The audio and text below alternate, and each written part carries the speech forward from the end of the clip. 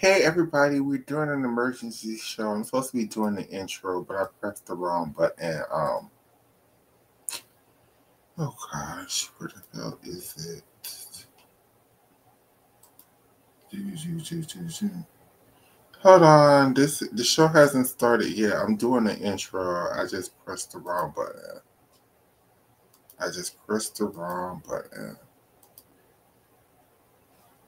Hold on, everybody,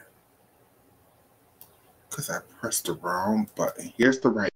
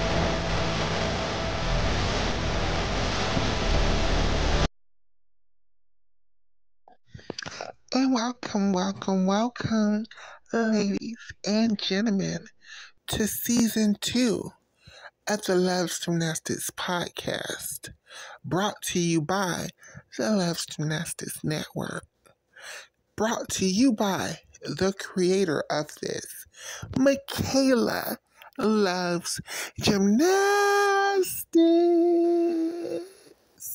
and her co-host, Oscar, aka Gymnastics Saves Lives, Miss Shayna, and Ezra. And together, we bring you the Loves Gymnastics podcast.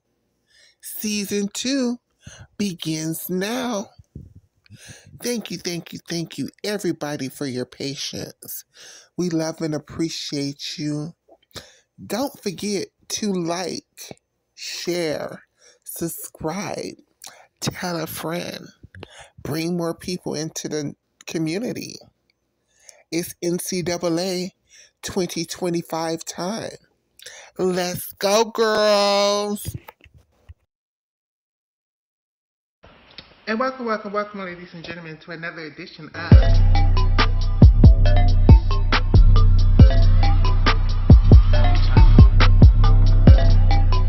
Welcome back to my channel, Michaela Loves Gymnastics.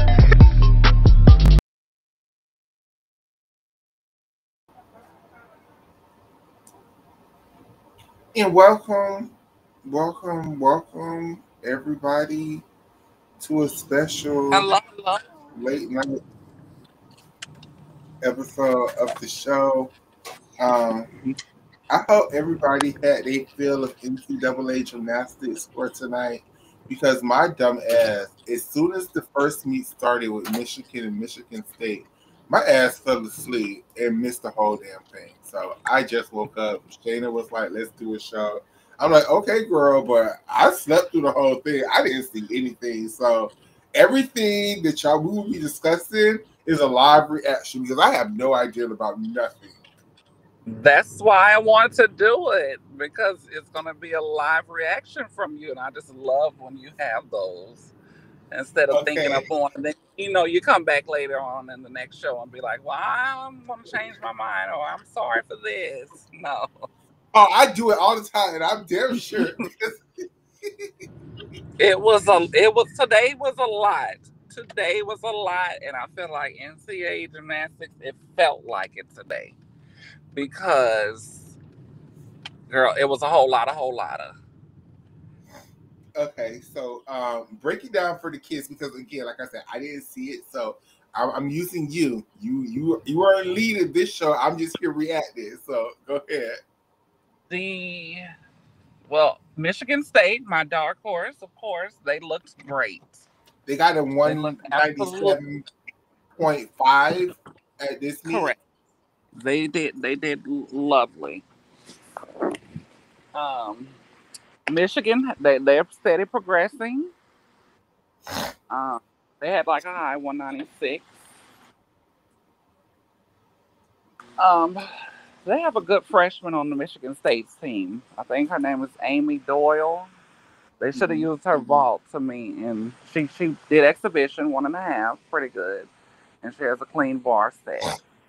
They do their 6 10.0 vault lineup. They This it was 6 of them. Yes, yes, okay. yes. Hold on one sec.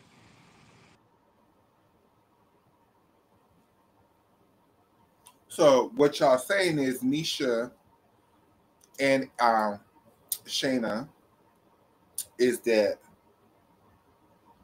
that was a good meet, Michigan versus Michigan State, and I need to pay it attention, basically. Okay, I got y'all.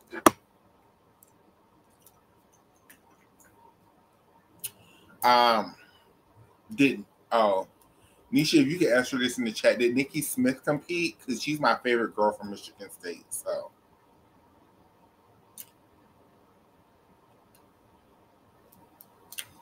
but what I did see, and these are just clips, I haven't seen the whole thing, is it was OU versus Missouri, and Missouri actually held up a good fight. Like Missouri just didn't let OU just watch them, and that's what I mean when I say OU being in the SEC. Like even though OU is that team, these Michigan State stuck dismounts after.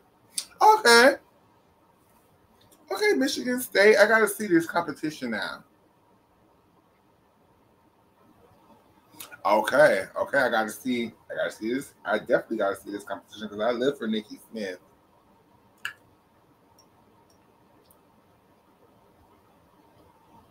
Um,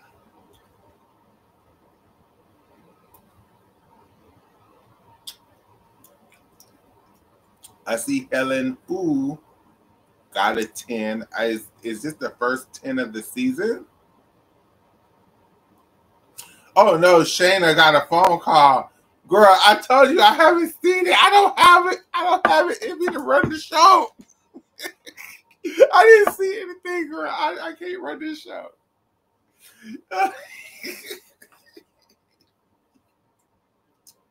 uh, um, let me see if Ezra is up because I have no clue about none of that. First of all, I do want to say this. I want to give a shout out to Addicts Garza for always streaming this, and it's so sad about his Twitch channel again. Always getting into it with them people over there at Twitch. And this is just a friendly suggestion. People can choose to listen to me. People can be like, that's not the whole point of their thing. You know, their whole point is to gain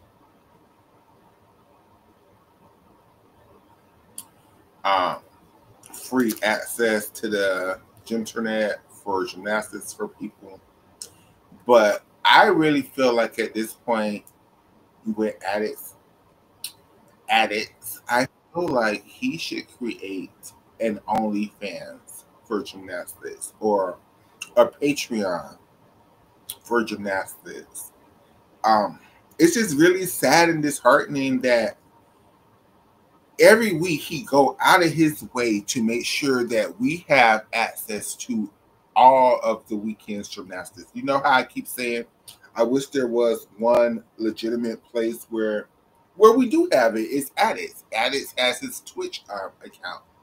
That is the one place that a gymnastics fan can go to find all of the coverage of the NCAA that is possible, that has a stream, that has coverage that weekend or whatever. But then he goes out of his way to stream these things, and then people hate his way. People report his channels.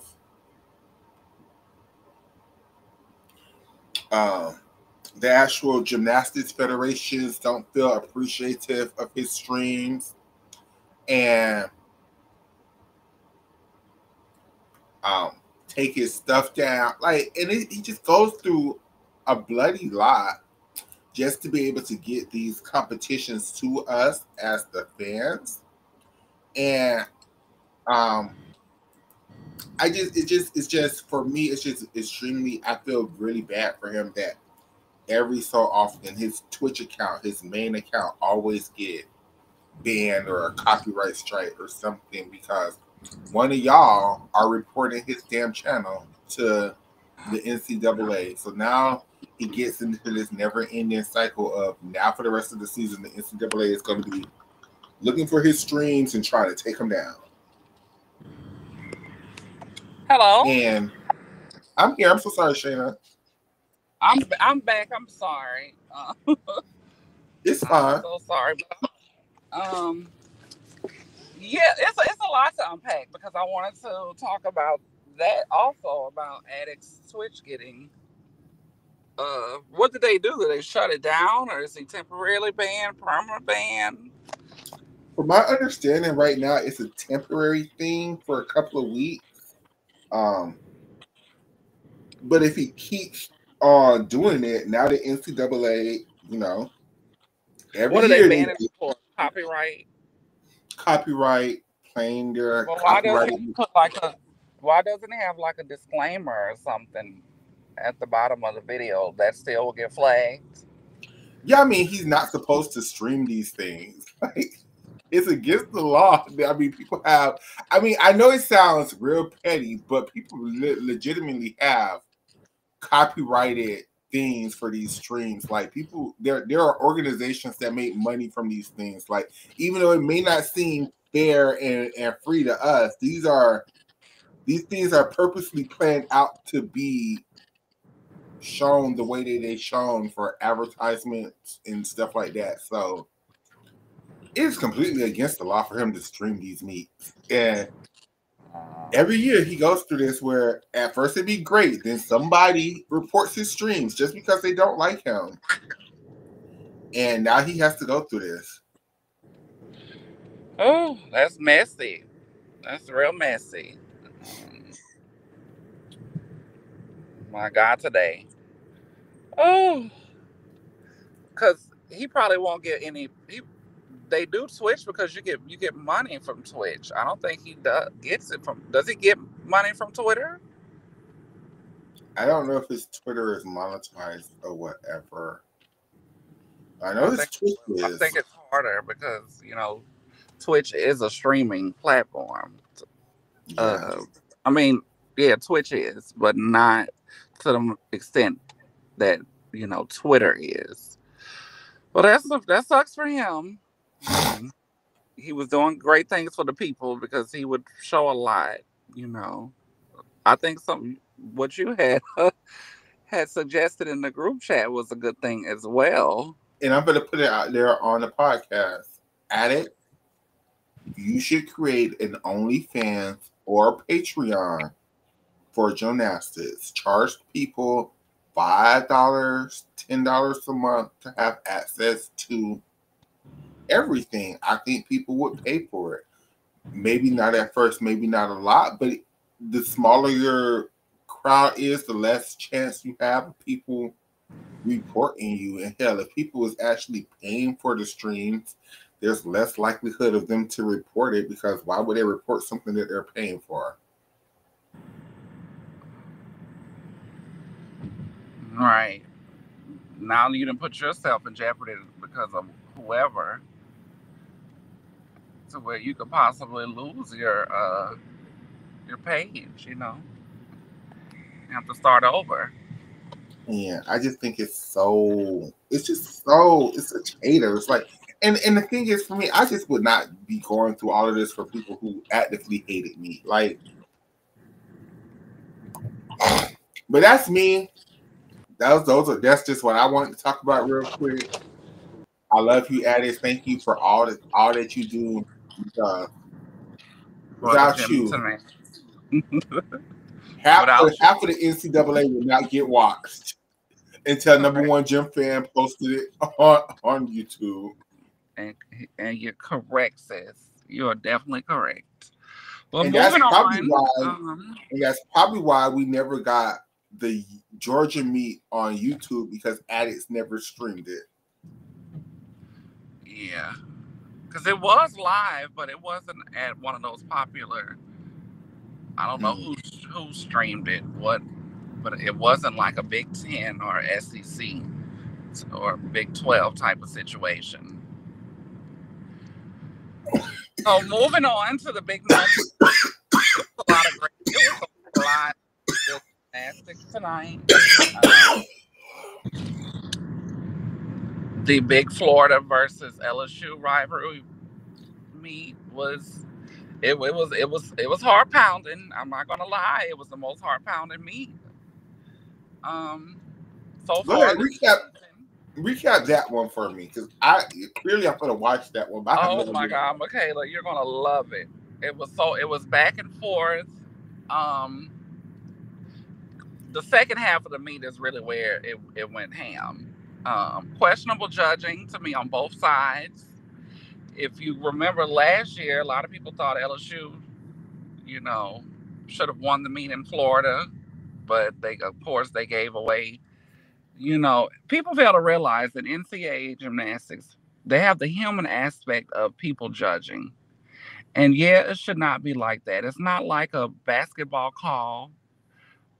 Well, it's kind of like a basketball call. You're in real life, and you may see something that you think is a foul, but it's not. Or you may see something that shouldn't be done, but you have rules to govern why you give a score what it does. Now, they all having about this new scoring system and implementing it and going over this and that. I feel like some of the scores were too high across the board for both teams. So if you take that in the context of it, it was even to me. LSU won by a 10. LSU started off with like a 49.35 on vault. Aaliyah Finnegan's vault was great. I could have seen that vault as a 10. Is it the biggest 1.5 Yurchenko 1.5 you're going to see? No. But I could have seen it. It was much better in the air, and she stuck it completely cold. Florida, basically from Sloan, she didn't start them off good. She slipped on her pack, and it was just a get-go from there. Riley missed a couple handstands. Leanne was a little wonky. Anya was a little wonky. They basically scored like a 49.0. So LSU's 49.35. Kalia, a lot of people on the internet were saying how could they get a 9.75 with she basically lunged like a long jumper in track and field. Um, to get how she got a 9.7 something, I don't know. It looked more like a 9.45 to me. So, but it was a drop score, which that type of stuff matters. Um, Amari had a beautiful ball. She just has to dial that landing in. They definitely need Haley because Lexi's Ice needs to be out of that lineup, or they need to tuck that vault because it's going to get hammered. And I'm glad the judges are taking certain times they're taking the necessary deductions, and they did for with the exception of that and Aaliyah. Kaylin fell, and Aaliyah had. You just gotta watch it, Michaela. You're gonna be like, what? Aaliyah had another impossible score. On her bars, she basically was doing her kip, and basically finger her hand just slipped. So of course she like had a rhythm deduction. I don't know if people know, and I'm not the greatest when it comes to rules and code and deductions, but she had good form while doing it. So she may have gotten just hit for a rhythm deduction instead of an actual error, if you understand what I'm saying. But you'll see it once you go back and watch it. She scored like a 9.825. So I still feel like it was an impossible score because she had a 1/10 step on her dismount. And I don't know, her kip casts are fine. It's just when she gets into a straight handstand, I don't know if that's just her body type, but she kind of has like a archy back to me when she swings. But other than that, Connor was great, of course. I don't know what she might be. They might be actually deducting her this year for the bent catch on her release move. So, she did stick her dismount. So LSU was leading by 3/10 at the halfway point, and they continued that lead going into the third rotation, which is Bean was crazy enough LSU's strongest event. We got to see Kylie Cohen. She started. It was great. Aaliyah had another questionable. They kind of. I feel like all of Aaliyah's scores, with the exception of vault, were a little high. This meet. That really does affect a meet that's close like this. But I also feel like some of the Florida girls were um overcooked a little bit. Some of those floor steps was a little too high. They ignored Skylar Drace, her big error. That was an obvious error. She was a little too high. Leanne was just off all Leanne was off all night. Someone else. Victoria in the Wind, she had a sizable step on her dismount, and they still scored 9-9. So you'll see, Michaela, when you go back, if you're a fan of them, you're gonna be like, oh my goodness, back and forth. Florida's gonna catch up. They're gonna beat the NCAA defending champions. LSU just giving up on floor. They need KJ Johnson on floor. They really need. They missing Kaya. They missing Connor. Those people were on. There's 3 people missing from that floor squad last year. So early in the season, still got bumps and bruises. Florida impressed me. I'm not gonna lie, but I told y'all, even though LSU is my team, Florida looked good to me. And they have always been a nemesis for my girls at the LSU, but they looked good. And I feel like if they had a healthy Sky and a healthy Kayla DiCello, Florida would be the top team to me this season. They looked with an added Selena Harris. But Selena, she got to clean up a little bit. I don't know. She took off a little bit during the summer, during transition from UCLA to Florida, but she has to clean up a little bit for me. Haley Bryan did her floor routine. I think she got docked for her leap pass not being full around. And LSU ended up winning by like a 10th. So, you're going to have the LSU fans being like, well, y'all shouldn't have beat us last year. You're gonna have the Florida girls saying y'all shouldn't have won this year. You know, it's just a back and forth thing with them. But it was exhilarating. If you're a fan of those two teams, it's been the best dual meet so far in our early season. What's next? Let's go to Do you have a list? what happened? I don't have a list in front of me because I'm standing outside, so I So don't it's have. okay. Let's get to the Utah meet because I see on Twitter people are in a tizzy with Utah. They feel like Utah was really overscored. I have no reference though. I don't. Utah, even if Avery wouldn't have fallen, they still scored around what they were supposed to score. They definitely were the team, the better team. I don't know what's going on with Iowa State. I had such high hopes for Ashley Krieg. I will always be a fan of her. Um I will always root for her. I will always root for my black woman in NCAA, just in gymnastics, period. I know she's a new coach, but they are terrible on bars, and that they're going to have to clean that up if they have any shot of being in the top 36 this year. They don't have many 10-0 vaults, maybe one, and I don't think she did it tonight. So they're lacking in that department. They're a regular college team on floor, and they have a strong beam lineup. They do, but not 194s and 95s is not going to cut it. Utah, I don't see it for the girls. That is just my opinion. I didn't see it for them when the season started, and then I saw their preview meet, and then the first couple meets, they're like mid 196s, 197s. I don't think they're a 197 team right now. I think they like clone on a high 196. Okay.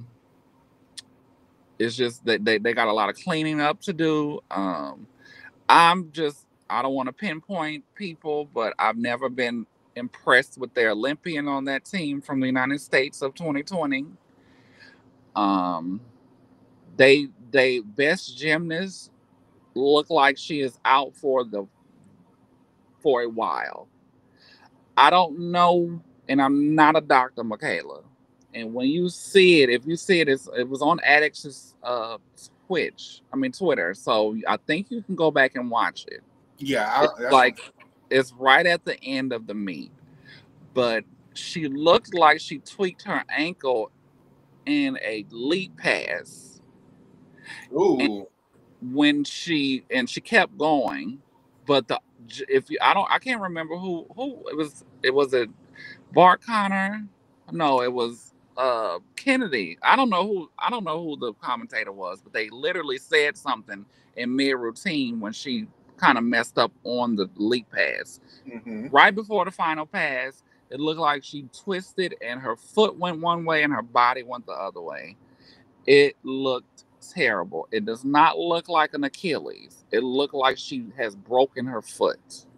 Oh, and she does like a twisting pass at the end of her routine. She does like the root. She does like something to a Rudy to a jump, I think.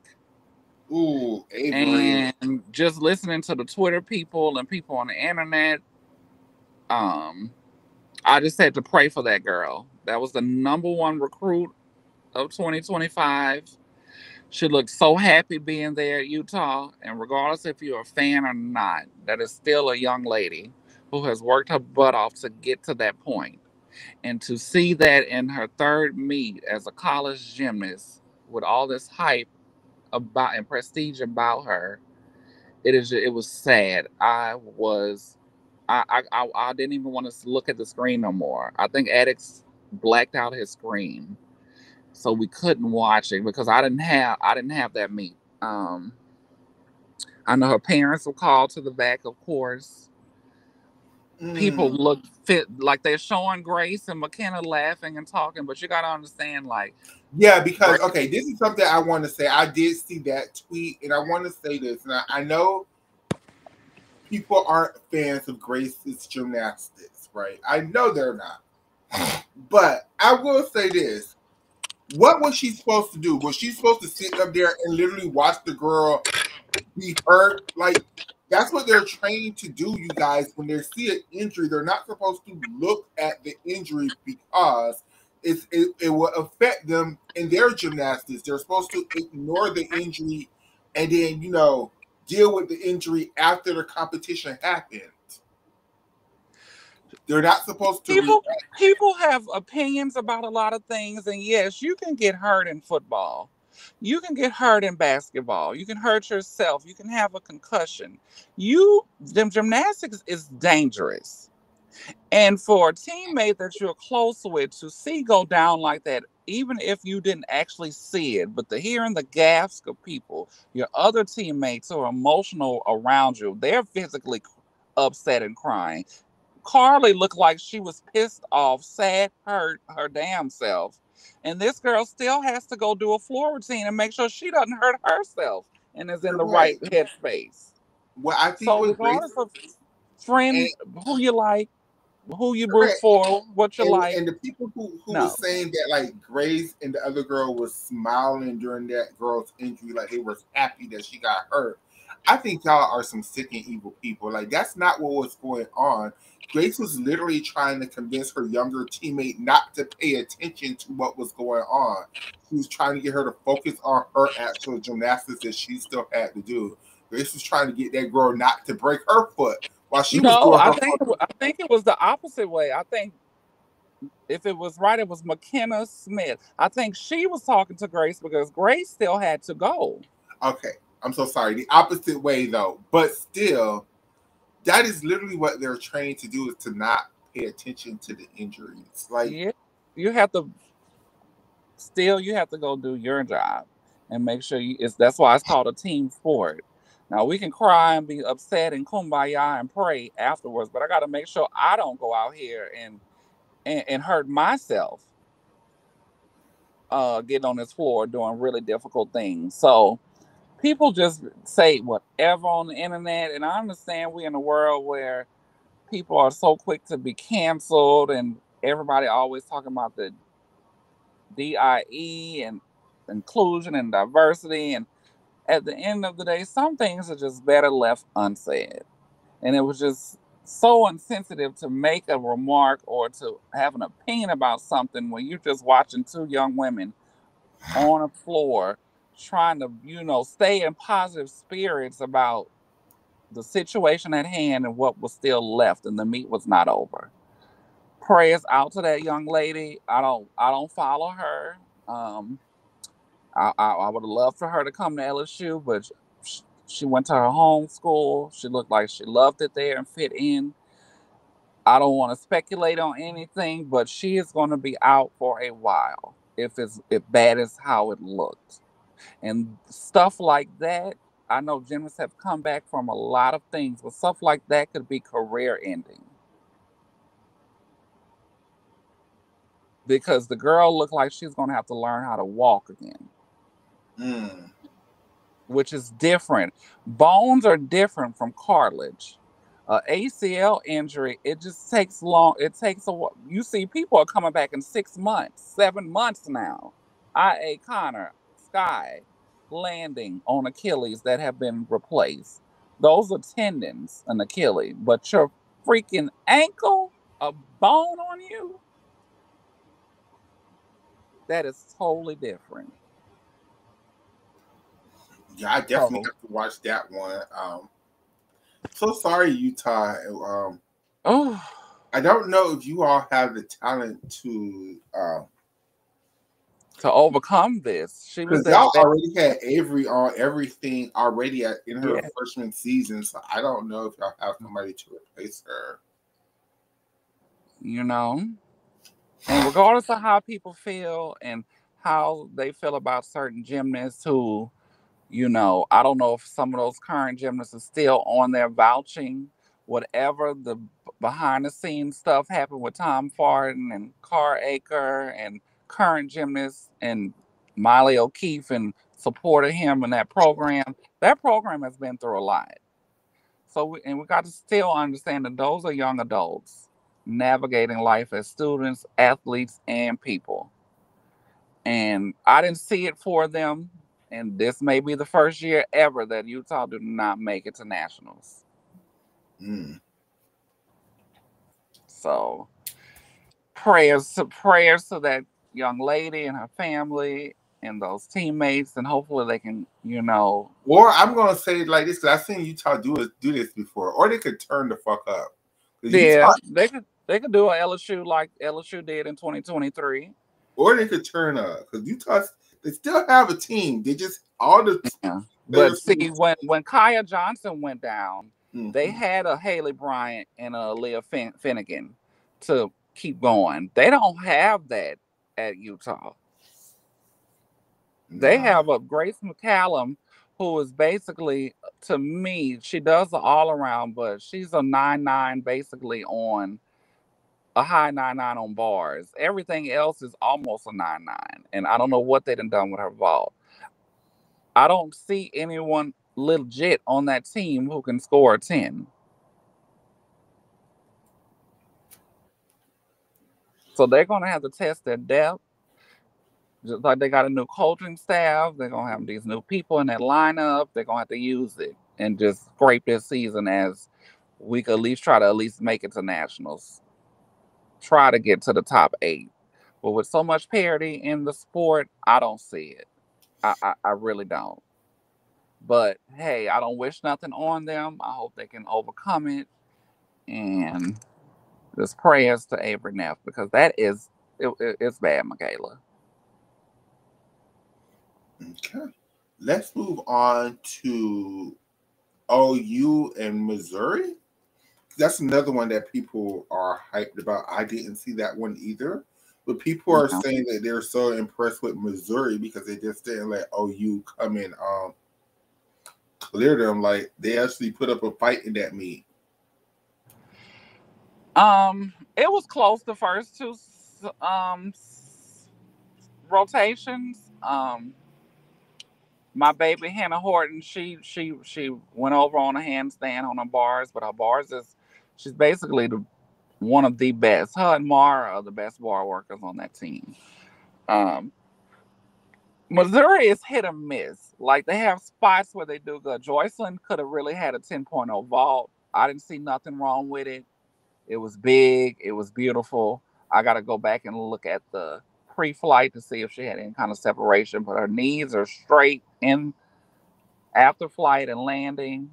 Feet were together. It was awesome. She scored a 9975. But Michaela, if you do a 1.5 that's stuck, should not be a 10. A 10 to me should be when you score in a team or meet.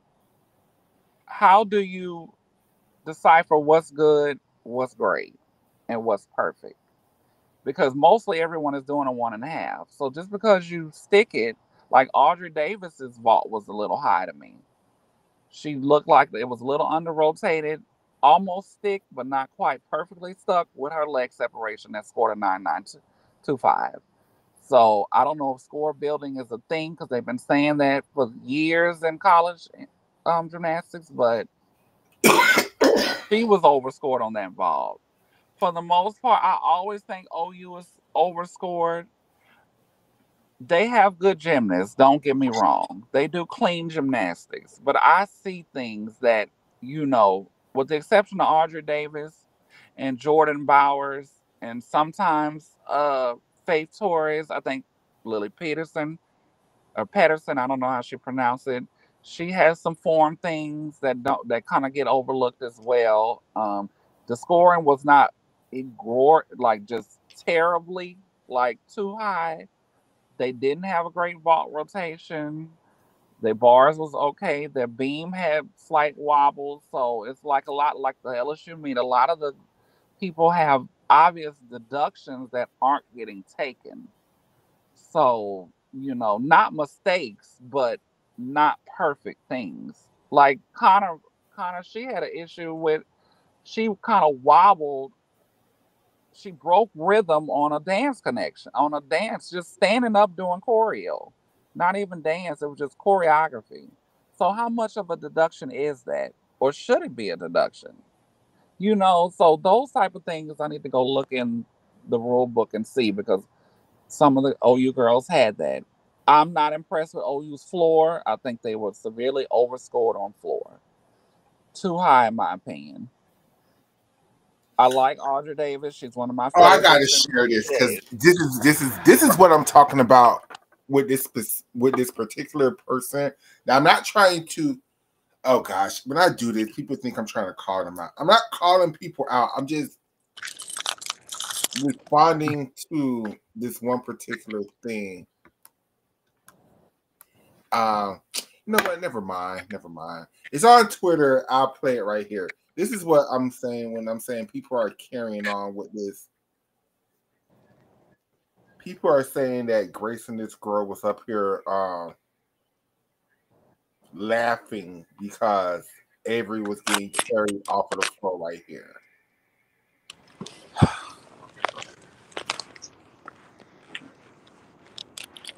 That's just the kind of stuff I keep seeing. People want views. Michaela, you ever thought of clickbait? You know?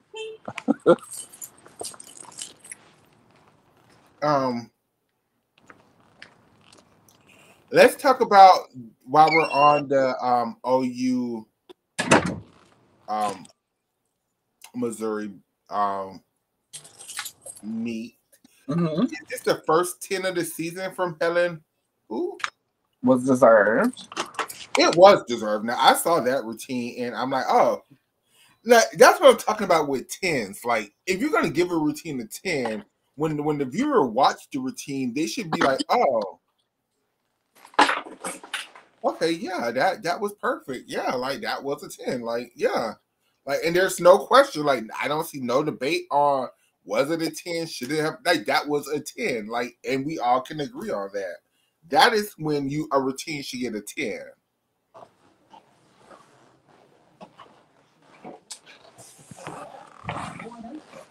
A 10 is supposed to be perfect, you know.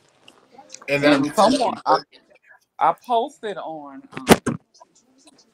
Facebook group. I posted on the Facebook group Helen 10's first 10 of her career, first 10 of the season. It was beautiful. Everybody positive. It was great. Such and such. Then you got this one Debbie Downer who is like, it wasn't there were much more deserving 10s earlier in the meet. I want to say something crazy, but I didn't, because I have learned to try to not go back and forth with people on the internet like that. Yeah. Because I'm too grown for it. But Helen Hughes 10 is the epitome of what college gymnastics should be. Difficult, beautiful form, intricate, and something special. No one in the NCAA has a beam routine like that girl. It should always get a 10 if she performs it like she did tonight, even against an OU team. So we're getting in a direction where NCAA gym should be when it gets to the scoring. Is it always going to be perfect? Will it ever be perfect? No. I don't think no other 10 should have been in the meet. None of the meets tonight. I don't think But we should have been given out in the season so far. None tonight should have. I like Haley Bryant came close on beam, but I think they hit her for one of those, that second leap on her leap pass all the time. I think her back foot doesn't get high enough, and I think that's where she misses out on her 10, because she does the standing, and then it's not a special routine. And I love Haley, but it's not special enough to me to get a 10 with a front layout. I mean, a front aerial to back handspring as a leap, as a pass. That is just the basic cookie cutter things, and it's not rewarding originality and difficulty. Yeah, she does a standing punch front. That should be rewarded. Yes, she does a Rudy. Yes, but I feel like her leap, her pass is not. At least give me a back handspring, something, layout, step out, or something. I think her leap is what stopped her from getting a 10 tonight. Shout out to Sloane Blakely. She looked great. With the exception of her bars, her other three events were up to par. I don't think she's ever looked better. Her floor routine was a highlight to me. I think her floor, and um, Aaliyah's floor Mhm. were the best and most entertaining. But it should have went to, they tied for 995, but Sloan should have just won it outright to me. I thought she looked great. Her beam looked great. Um, yeah. Oh, Missouri. Of course, OU ran away with the meet. I think they won by like almost a point.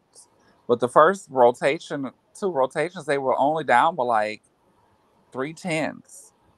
So, like y'all were talking early in the season, I think preseason, y'all want to see like how Oklahoma's a well coached team. That coaching staff know what they're doing, and I said it did not matter that they were moving to the SEC. Is it going to be harder for them? Is it going? They're going to have to be on their A game. Yes, every weekend, but I think only Florida and LSU can come even close to them, and that's only if on a neutral site or a away site. Like Oklahoma will have to like really like mess something up to not really even be in the conversation to win every meet because they're strong 1 through 6. But I also feel like LSU has room to improve to kind of bridge the gap, and so does Florida. Um, who Let's else? move on. Let's move on. Let's talk Arkansas, about Arkansas, that's who I was Arkansas, going to get to because I keep seeing Auburn. them post a lot of their stuff on social media, and I'm Uh looking huh. at Jocelyn's routines that. Hmm.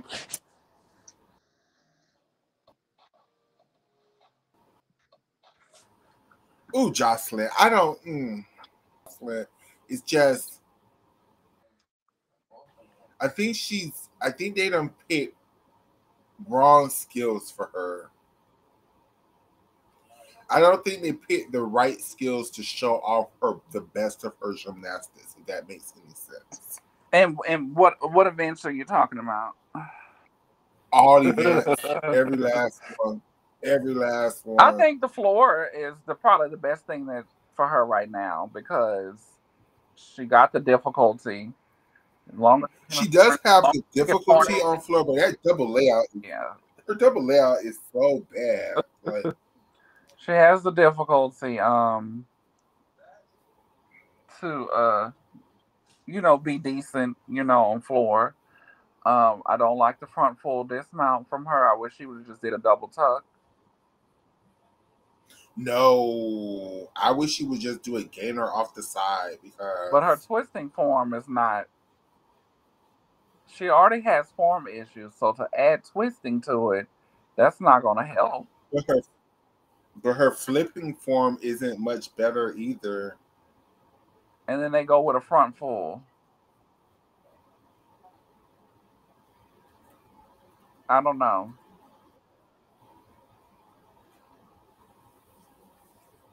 And then they have her going. And then they It's have her just going first on floor. When I think they should have put. I mean, bars. They should have put a more experienced person to me.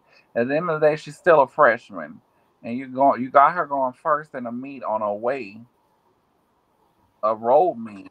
I mean, sadly, she their best bar So she worker. shouldn't go first. Then they have her going first. I was happy to see Leah Smith. I haven't watched all that meet. I only watched the first two rotations. Caitlin Jong looks great for Auburn. I like Auburn still, but the problem with an Auburn and an Arkansas is they don't have stars on those teams to just get 995s and a 10. They don't have Mm-mm. neither one of those teams have that. And their elites have so many built-in Mm-hmm. deductions. Maybe not. Oh, what's her name? Caitlin Chio from Auburn, but the rest of them, the rest of them have so many built-in deductions just from cheating their elite gymnastics around that it needs to get fixed.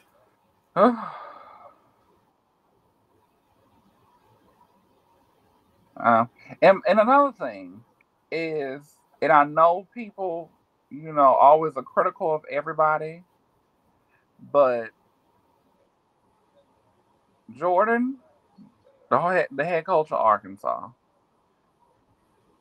and what they accomplished at the end of last season, I don't see it relating towards this season. For whatever reason, they And have taken a step back. And I feel like mm, Jordan has been in this position long enough to get some type of traction to where they need to be a top 10 team throughout the season for me to start looking at Arkansas as contenders of being at least in the top half of the SEC.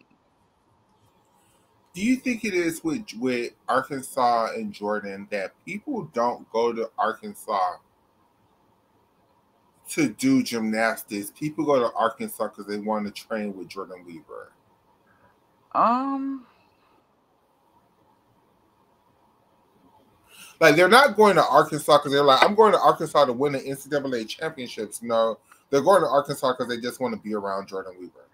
I don't think so.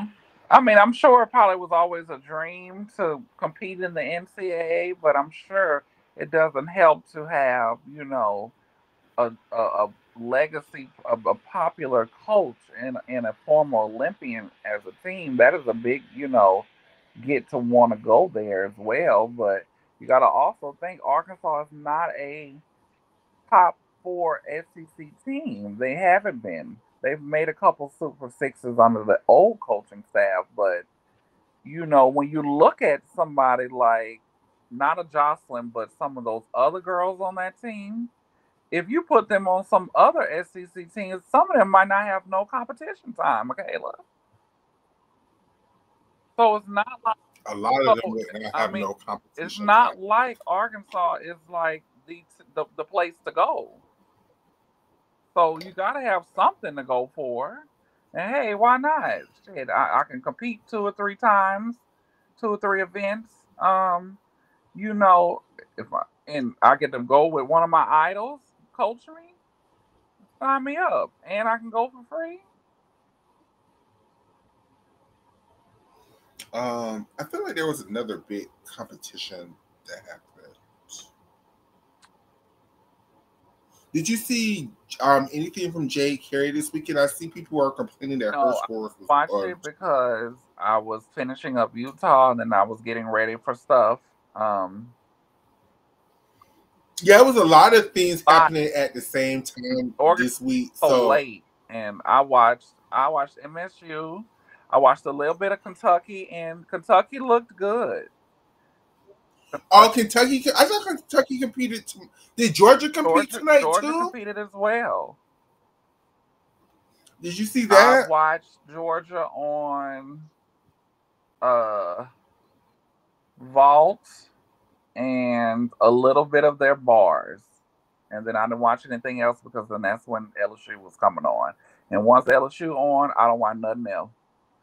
Uh, Come on, number one gym fan already having this meet up. which, So if y'all go to the account, the number one gym fan, he already have up the Florida LSU well, meet. he ain't been playing this season. He has not been playing this season with the kids. Yeah, it's gonna be good. He have Kentucky looks good. Kentucky is clean wow, okay. So he have up both Michigan and Michigan State and Florida and LSU because those already. are first So sets of meets this tonight. So however he does it, what they got to go in and code it and do whatever he do to get it put up. So of mhm. course it's gonna be the meets that were earlier in the day. It's almost 12 o'clock my time. Michigan State competed at 6 o'clock my time, so that was 6 hours ago. So they Mhm. on it. when it comes to getting those meets up. I do want to finish because I'm in the midst of watching Arkansas and Auburn. I'm finishing up them. I'm on the third rotation. Um, but yeah, Michigan State to me, I mean, OU is gonna be OU. They have room to grow as well and clean up. But Michigan State impressed me tonight, and the little that I saw from Kentucky impressed me tonight. They beat Alabama, so I stuck right when Alabama was like, okay, maybe they was a little too high last week. Oh, Kentucky beat Alabama Kentucky tonight. beat Alabama, yes. Alabama. Oh wait, you got to talk about that because these SEC rankings. That's why I haven't put up an SEC graphic this week because even I'm confused. I need to really pay attention to the SEC teams so by Monday I could come up with an accurate Yeah. ranking And, because but we also need to rank them based on what your criteria is going to be. Also, Michaela. So, what is the ranking going to be based off? What they're doing this actual week of gymnastics, or what we see is the capabilities of the team moving forward? a little bit of both. Or both. That's how Or both. I do. That's how I do my ranking. I take what they actually scored this week, and now that we actually have scores, I feel like our rankings have been a little bit more accurate. Plus, what I see from their potential for the rest of the year. This is why I always put Georgia and Arkansas so last because I just don't see it for them this year. Yeah, I never saw it for Arkansas. I mean, for Georgia and Arkansas. Like I say, I'm a little disappointed because based off of how they finished last year, meaning they were consistent at regionals, they made it. They didn't have the greatest nationals appearance. For the first time, I gave them grace, but I thought I don't know what happened with them. I know Lauren Williams is out for the season, so that might have affected them tonight. But she's basically been their best vaulter since she's been there, and she was a reliable 1.5. She had a full in on floor. She's out for the season, I think. Um, and just with what they experienced last year, I got to see a little more consistency with the Arkansas coaching and what they bring to the table for me to put them any higher than a Georgia. I think they're barely. I think they fighting with Georgia at the end, and how these scores is looking, it's gonna be Georgia and Arkansas fighting for that last spot because Auburn, gonna pass them up. Kentucky gonna pass them up. Missouri gonna pass them up. Been past them a long time. Three teams are definitely better than Georgia and Auburn. I'm a finish the Georgia meet. I'm gonna finish the Auburn and Arkansas meet tonight. I don't know what meets we have for tomorrow. I haven't looked yet because I've been so busy this week. But yeah, it was a lot of SEC gymnastics. I feel like the rankings that we do every week are going to interchange. I don't think they're going to interchange with the top three. LSU, Florida. No, I think if Kentucky beat Bama, that's gonna shift some shit because some people was trying to tell me Bama was ahead of Florida last week, and I was like, I'm to be honest with you, Michaela, based off what if y'all we go back to what I have said on these past shows of yours, I have not been that high on Bama. You haven't. I'm sorry. But if you put it in the context, if you look at a Michigan State, a UCLA, even an up and coming Ohio State, those teams look better to me than some of these SEC teams. And for the SEC teams to be, it was how many of them? All of them, with the exception of Auburn and Georgia was ranked in the top 10 this year for preseason. So they got a lot. I mean, it's the beginning of the season still, yes. And I feel like it's gonna be a little bit more clear once we get to like that second week in February, like it always does, because people get a little more settled, they get in a little more routine shape. The lineups get a little more clearer for people. Then what you visually see with them is a little more clearer with what the teams are Mhm. producing. People are getting hurt. You know, not to bring up Avery Neff again, but she got hurt on the third meet, so she has the possibility to redshirt this year. After the third meet, it's over with. So if you get hurt in the fourth meet and beyond, you lose the rest of the year, and it's just a chalked up Mhm. season. But anybody who's not competing and would like to redshirt, they have until the third week. Um, who else?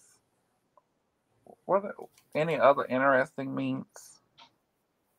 I don't think so. Did Clemson compete They did. tonight? I think they did terrible. Oh, And I oops. be having high hopes for them as well. But that's a new program. Maybe not a new. It's a new coaching staff together, but those are not new coaches in the NCAA. But it's not like I think Amy Smith is trying. Other with the exception of not having, she didn't have the trajectory as KJ Kindler, but she's trying to do that with starting another team. She has experience, but for whatever reason, those girls just they don't show up when they need to. And I know people harping on the scoring system and all this. I got to see some consistency with people. Mm. Clemson, I, I like them and I like the ACC, but there's just really no parity over there yet. None. And then you got Cal over here. If they do what they supposed to do, they're gonna dominate it. I don't even think Stanford is gonna be even close. Mm-mm.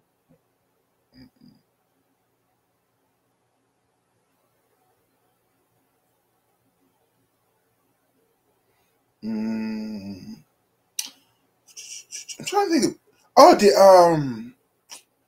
no, it's one other school that I care about that I don't haven't talked about that. I think they competed tonight. Uh, oh shit. Hold on, Shayna, I'm coming.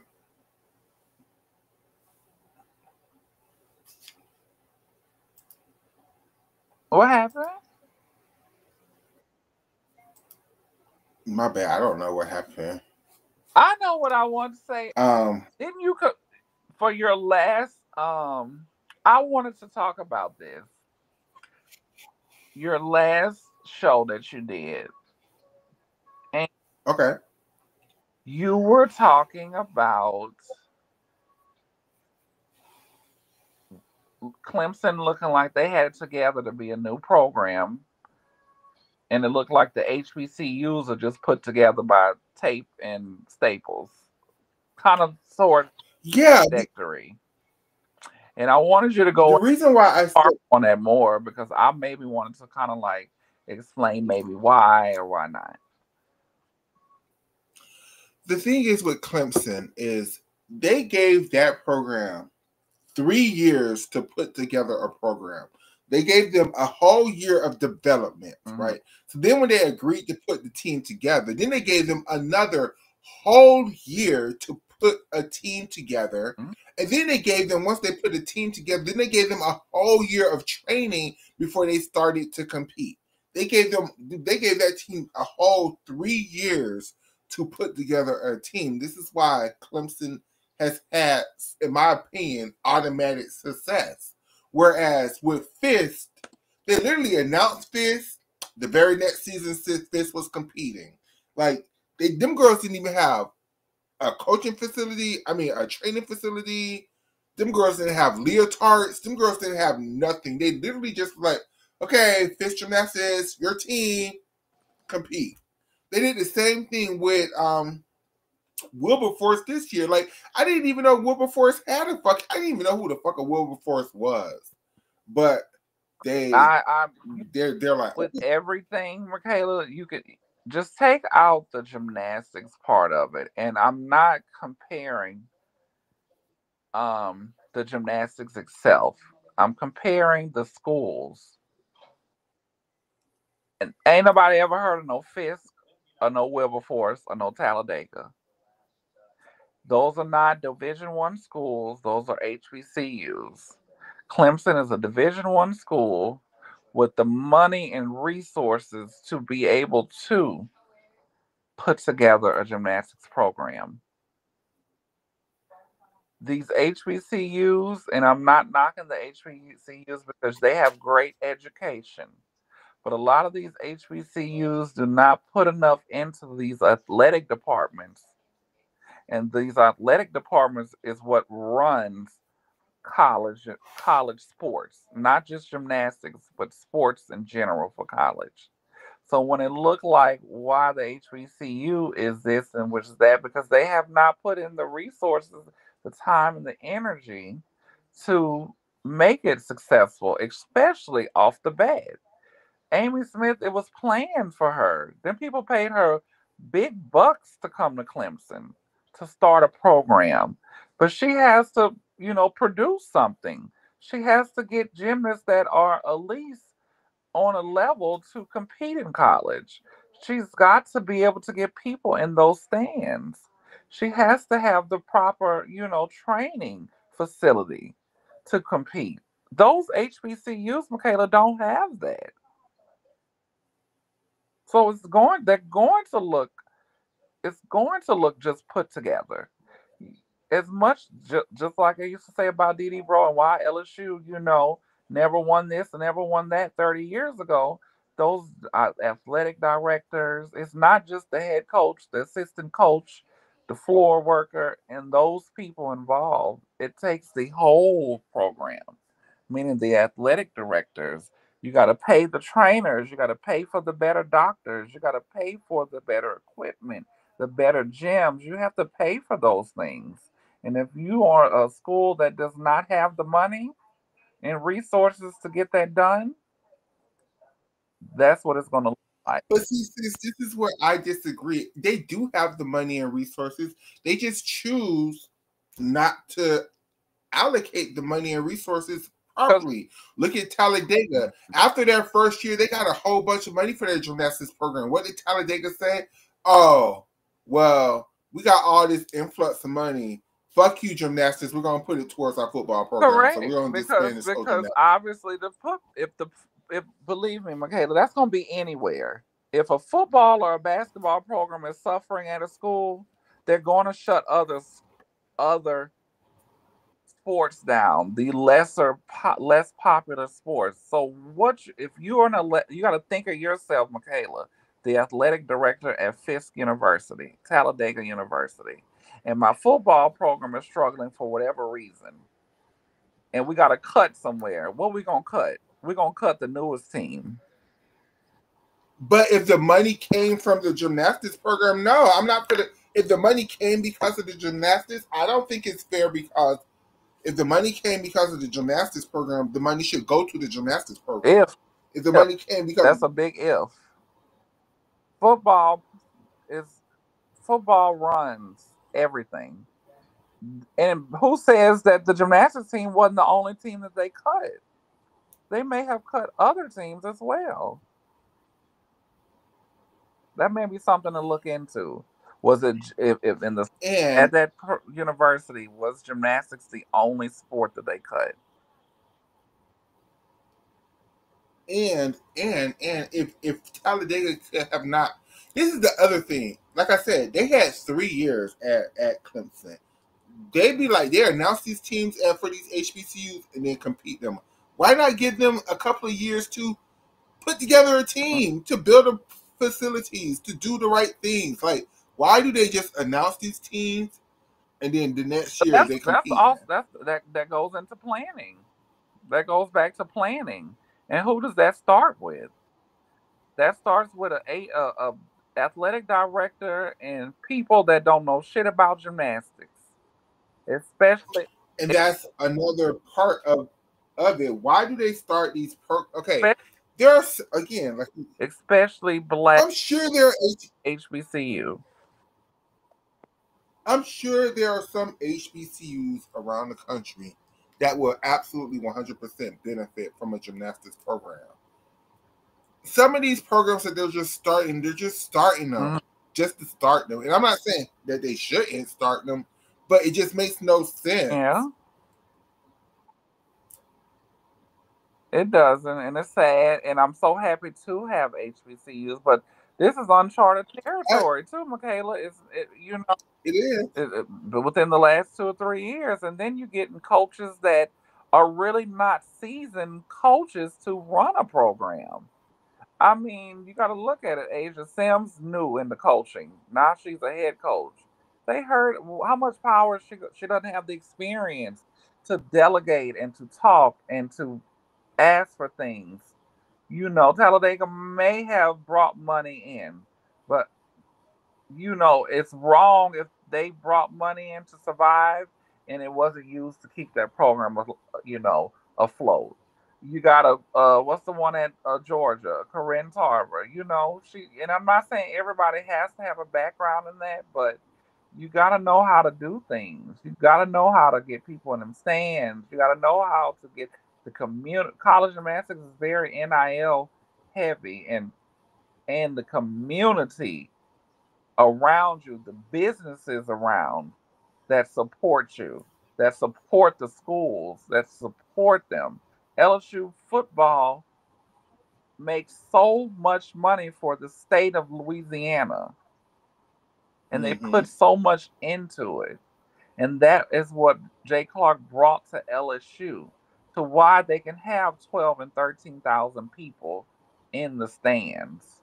But it also helps the businesses when you have the LSU gymnasts going to this lawyer's office or going to this business to promote themselves, because you're promoting the businesses around you. So then in turn, those businesses help support the school and help support the programs. And basically that is how that LSU facility got paid for. It looked like money. And it's sad to say it's just the HBCUs are not at that level, Michaela. And that is just a realization of the world we live in. And I see that now. But it's not about not them being at that level. Is why aren't y'all creating these programs right? It's not about a level. It's look at how Clemson started their program. It took them 3 years from the announcement date to the okay. Clemson is thinking about starting a gymnastics program. Till the moment they're competed, it took them about 2 to 3 years. Why, when it comes to these HBCUs, it happens so fast? It's so thrown together. Why is it that they don't even have leotards for these girls? These girls are struggling to find shit to wear. Like it's just so thrown together, and it But just makes no sense. Like, listen to why you're. and again, if the answer is Clemson is just a bigger school, so they just can demand more money, okay, I get that, and I will have to just eat that up as the answer, but it doesn't make it right, in my opinion. Yeah, it doesn't. And at the end of the day, it also starts with it always starts from up top. So if and some of these coaches, like the Asia, whoever the head coach is at Wilberforce, whoever, and Corinne over here at Talladega, I mean at Fisk, you have to be in good graces. The coaching staff has to have a plan. Amy Smith over there, when she left Utah State and had envisioned to open a program, to start a program at Clemson, Michaela, they had a plan. They didn't just throw it together. So just like you're saying, why the HBCUs are just put together, because the proper planning was not put in place. Clemson is one of the top schools in America, Michaela. They are going to have the resources to help open a gymnastics program. These HBCUs do not have that, girl. They are not on the same playing field. These are not Division I schools. They are not going to get the same caliber of gymnasts, resources, money, planning, all of that has to go into this. There's multiple reasons why Clemson, those three, they was able to pay that woman while she was getting that stuff together, but she also had to promise things, and they got to get it back. They paid for a big ass training facility to start out. Then you got Fisk over here, look like they are in a elementary gym practicing for gymnastics meets, girl, that did not even have a real. I still don't think they have an actual arena to compete in at that school. I don't think Last so. last year everything was away.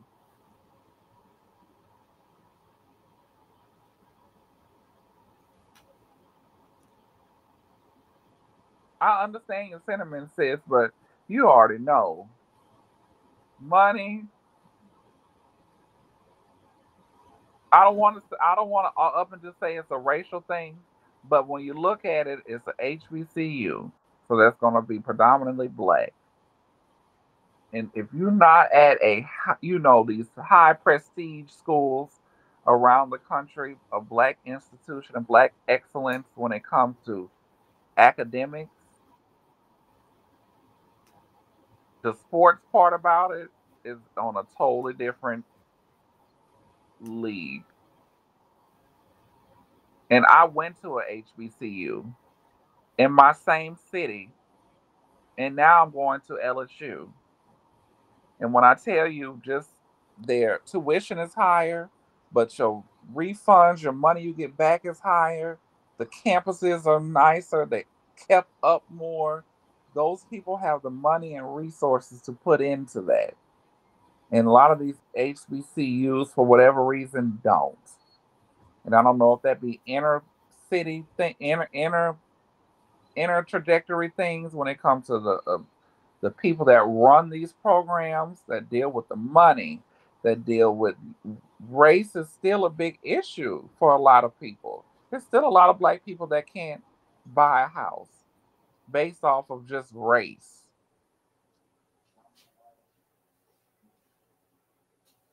And it's 2025.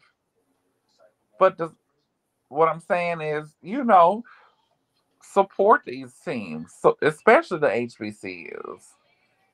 Go to these meets, even if it's not your gym, your hometown school. I always wanted to like get into Fisk because they were the first ones, but I don't know much media. I don't see much media stuff about them. Like, you don't follow them no more, right? Mm-mm. See, and is that because of that one bad instance y'all had? Um, it's just the this is how I feel. In HBCUs, please listen to me. I'm not saying I don't support the HBCUs because they aren't successful. That's not what I'm saying. It's just as black people, I think we accept too much bullshit, and I feel like with these HBCUs, it's giving bullshit. Like I will go back to supporting when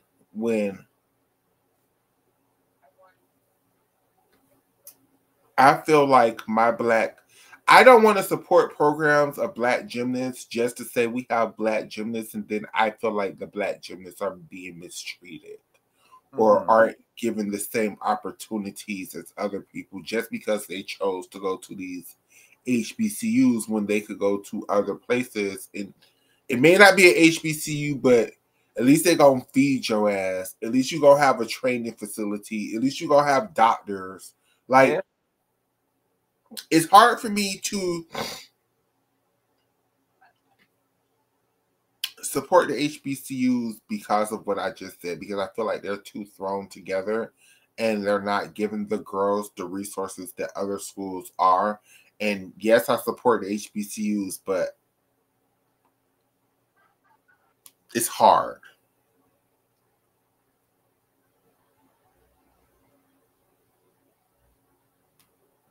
Oh, child.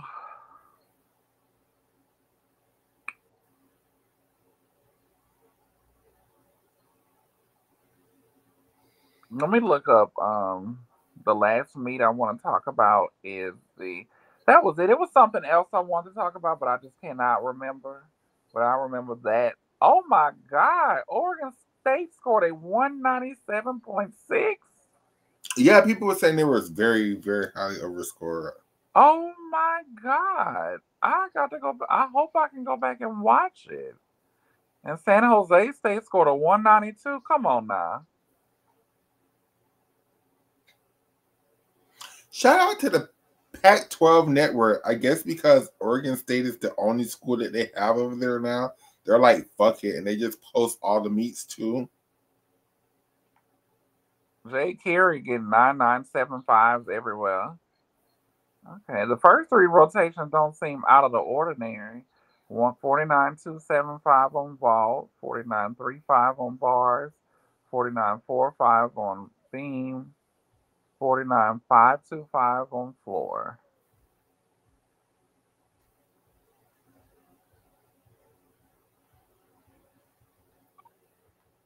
Oregon State scored higher than Michigan State and LSU in Florida. Baby, I'm gonna have to go watch this for myself. I don't have high hopes for Oregon State either. Not at all. Especially considered that Oregon State is not known for high scoring out there. They never have. And for it to be in the state we're in when they are trying to crack down on the scoring, I got to go see if this was legit.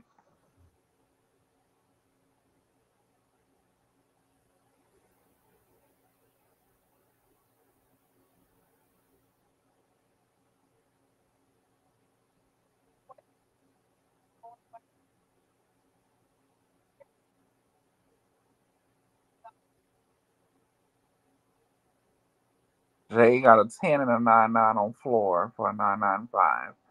So she's got a 9.95,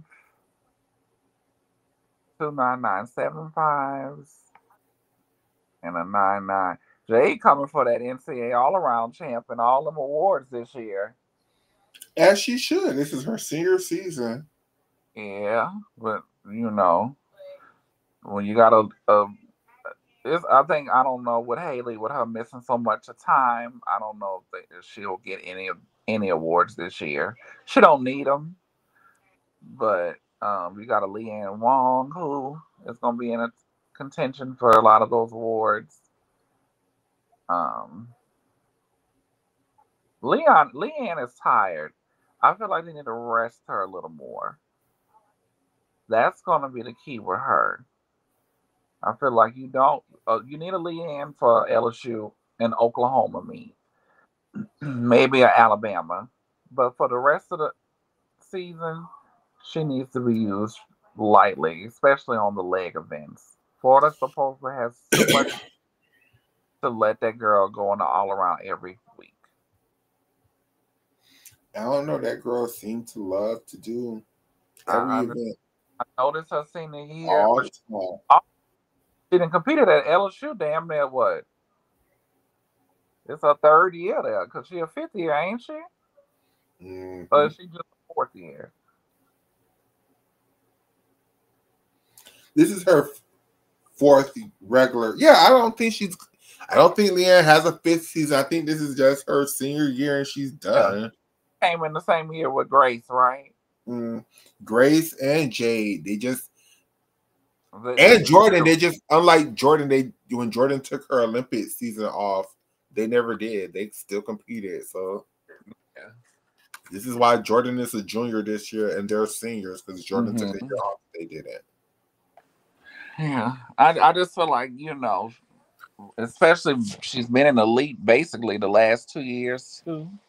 The girl may be tired. She might not say it, but she was obviously off. She had a good vault. She was decent enough on vault, but everything else was just kind of like,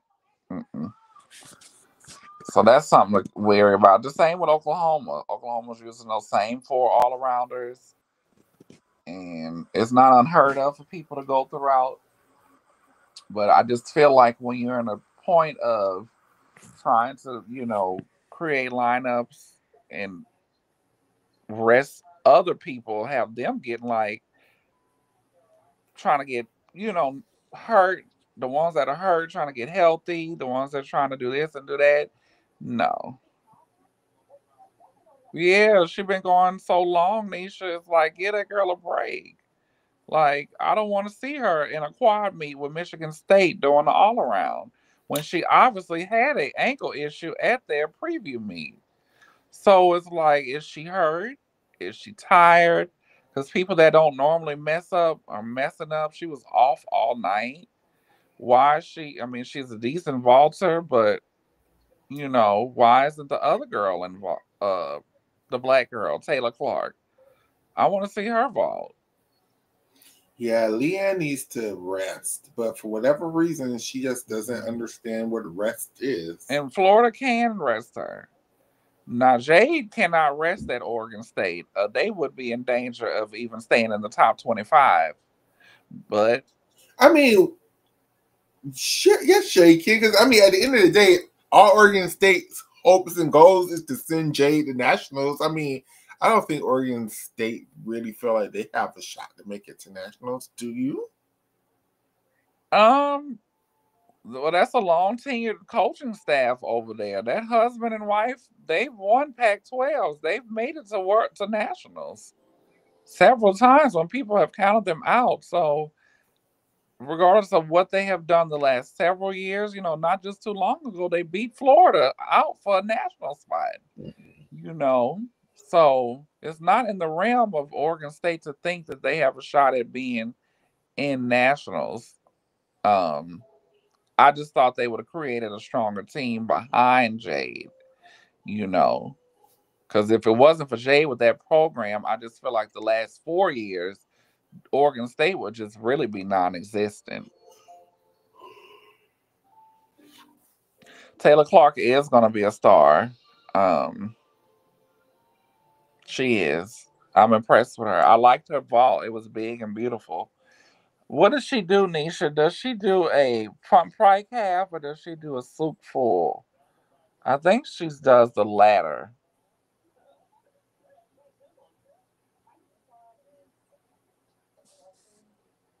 I think she does the latter. So, Michaela, anything else? Because I'm getting kind of sleepy. Any final thoughts?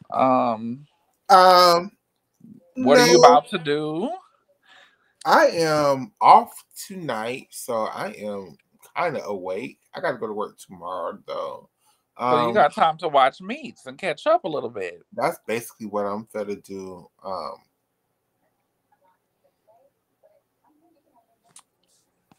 And I don't know what meets are tomorrow. This Oregon, you got me. I don't think I'm gonna be able to watch this Oregon State meet unless I can go back to where they were streaming it at and see if we can come. Because I think they're just streaming from their home. I think they're streaming it from YouTube. Actually, let me see. It's either YouTube or like the Pac-12 Insider or something, because it's not a Pac-12 streaming this year because they're the only team, so they technically not a Pac-12 team anymore.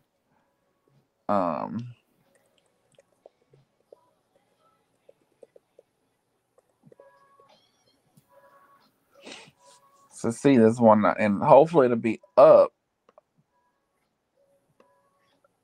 tomorrow sometime because they late, so I know it's not gonna be.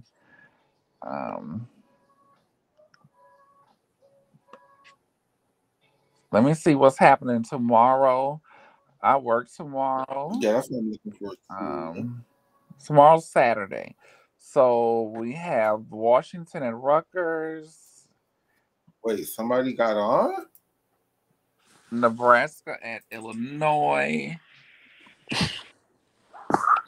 Oh, Iowa and Ohio State. Oscar? I will be watching. Hello. Hi. UCLA is tomorrow. Hi, Oscar. Hello. UCLA is okay. Well, then, yeah, I have to. Okay, let me see. And I have Big Ten Network. I actually bought it today. Oh my god, it was so many. Wait, okay.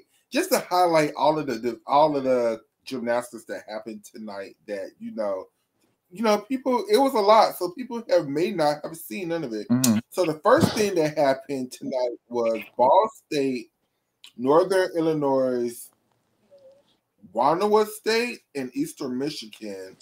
Which then it was Townsend, Ursinus, and Yale at. Then the big Mhm. one, Michigan and Michigan State, which is our number one gym fan. Bowling Green and Central Michigan, which nobody cares about. Clemson and Pittsburgh, which I'm going to watch that one. Clemson and Pitt. Then we have George Washington and North Carolina, which number one gym fan has up. We have Alabama at Kentucky, which I definitely needs to watch. That's a definitely must watch. Alabama versus Kentucky. Y'all might get a solo show about Alabama versus Kentucky because I'm very excited about that one. You have Arkansas versus Auburn. Wow. Okay, I gotta watch that too. You had UWLA Cross. Yeah, I don't know about them. You had Boise State at Georgia, which because of Georgia, I might watch. We have Florida LSU, which is up on number one gym fan right now. Let's see any other big teams. We had the Windy City Invitational, which was Fisk, Illinois State, Wilberforce, and University of Washington. We had Missouri, Oklahoma, which is a must watch. Wow. Air State at Arizona, which I don't care about. Utah State, Utah State at, Iowa State at Utah, which is a must watch. Is that it? San Jose State at Oregon State, which is the Jay Carey meet. Now tomorrow we have Bridgeport Brown, Springfield at Southern Connecticut. We have a bunch of teams that I don't. We have Nebraska versus Illinois, which yay Nebraska. Do you know what happened to the Rutgers team, sis? What happened? They fired their coaching staff. They fired the whole staff. I once I started reading it, sent the news to y'all. They have the actual report, but I don't know what happened internally with why she was fired. If it was misconduct against any of the gymnasts, but she was definitely sleeping with the AD. So Oh I don't wait. know. Oh okay. Okay, I don't know that. Okay. Yeah, she's a married woman and was having an affair with the athletic director who was about to get fired because of that. They were getting fired because it was like a conflict of interest, plus the university didn't want any backlash from the AD and one of the coaches sleeping together. But he resigned citing health issues in August. I never put two and two together because I was like, I knew that they were having an affair because they said he used to travel with the team, or not travel with them directly, but would meet them at meets, Oh. like away meets and all. And a lot of athletic directors don't do that. A lot of athletic directors will be at the home meets and then be at like a championship meet if their schedule permits, but not to be like in regular dual meets going on the road. So that was because him and her were sleeping together, baby. So she must have had some good stuff, or he must have had some good stuff to them people to uphold their lives for an affair. You know, that just screams messy. So I hope she wasn't doing anything in danger to those young ladies on that team. But it just seemed like it was messy. We have Have y'all haven't read the thing? I think somebody posted it. The no, I haven't read. Shayna, whenever you decide to get off, I might stay on for an extra 15 minutes and talk about this because that's. I want to look it. I can't. Y'all might hate me. I think Ben posted it on Twitter. We have Penn State at Minnesota, which is going to be good for Minnesota. I mean, don't nobody care about Penn State, but Minnesota. We have NC State at Stanford. Temple at LIU, which, that might be interesting. Now, the big one is going to be UCLA at Maryland. Damn, Fisk competes a lot this weekend. And then Sunday, Fisk is at New Hampshire at Western Michigan.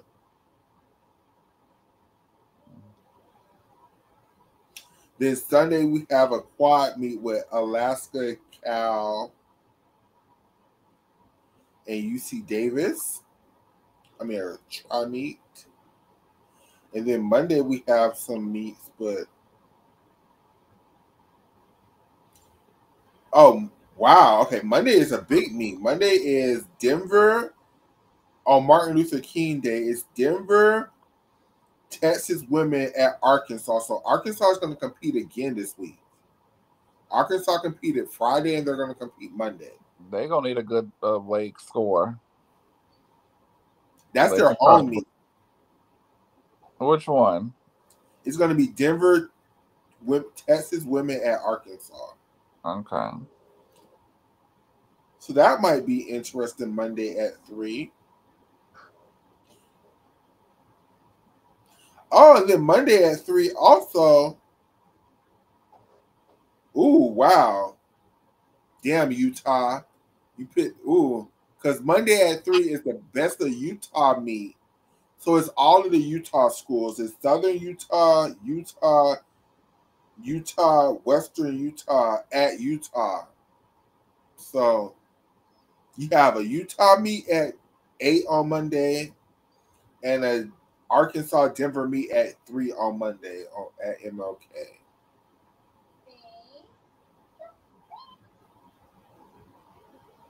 So yeah, we still have a lot of gymnastics to go this weekend. Mondays, a lot of teams compete twice this weekend too.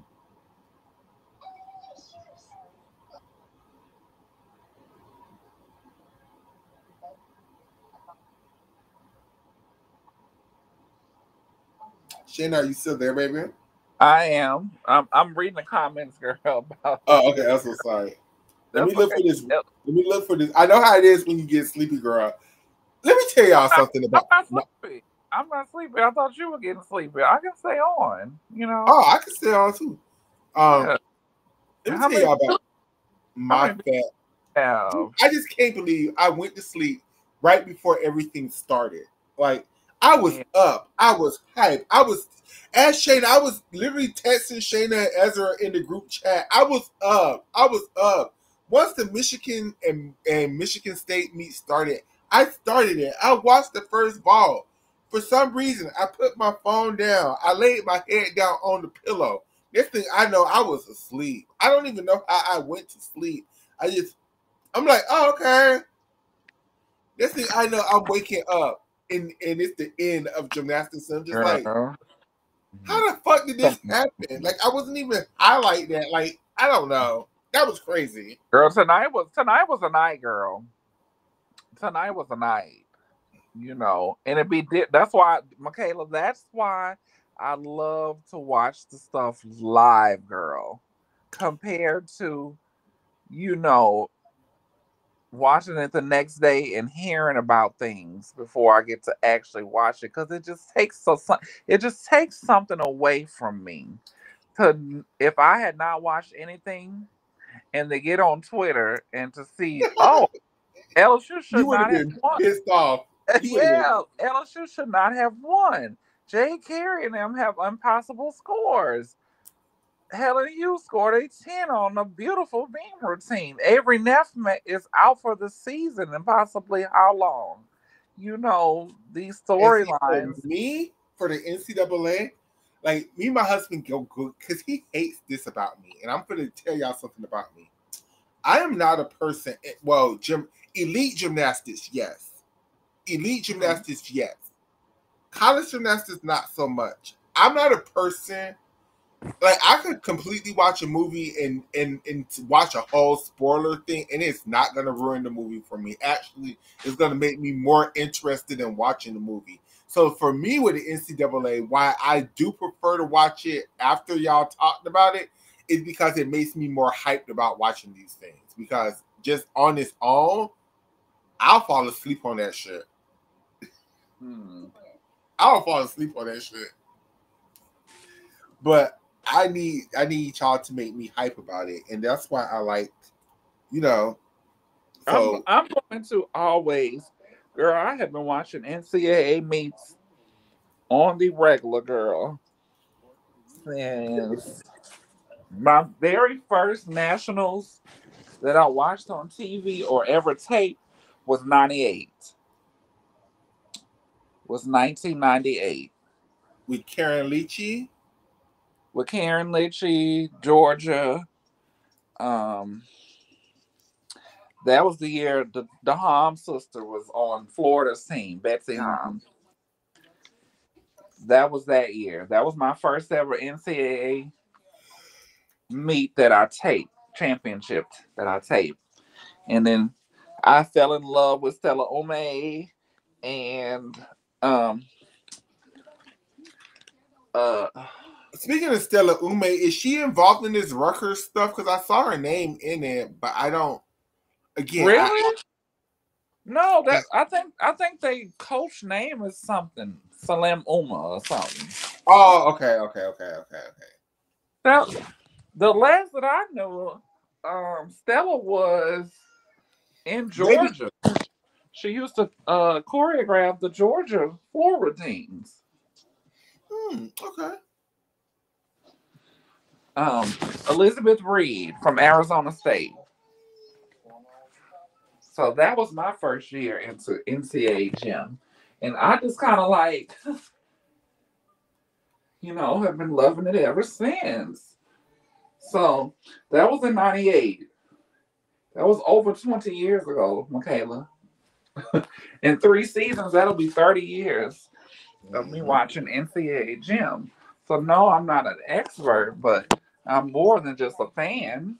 I have knowledge.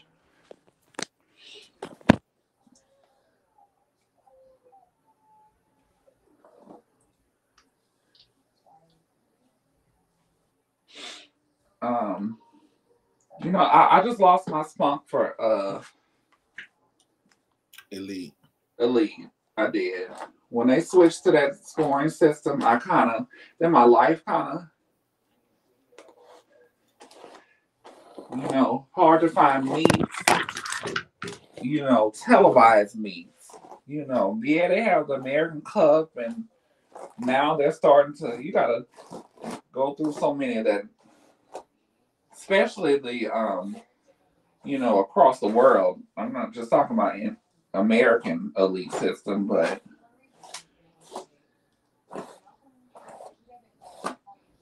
I used to be up with it, girl. All the SEC stuff, girl. All the European stuff, girl. The Fox Sports, when they used to tape that stuff, the Copa Gymnastica and the Arthur Gander, I used to tape that shit faithfully.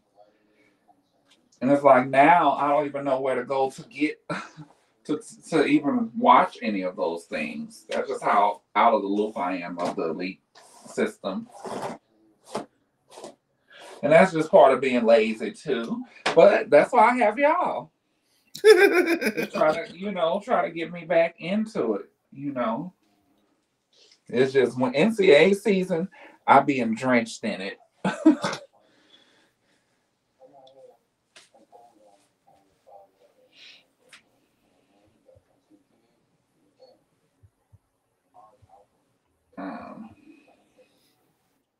Have you seen do you care about the Wendy Williams stuff at all? I do.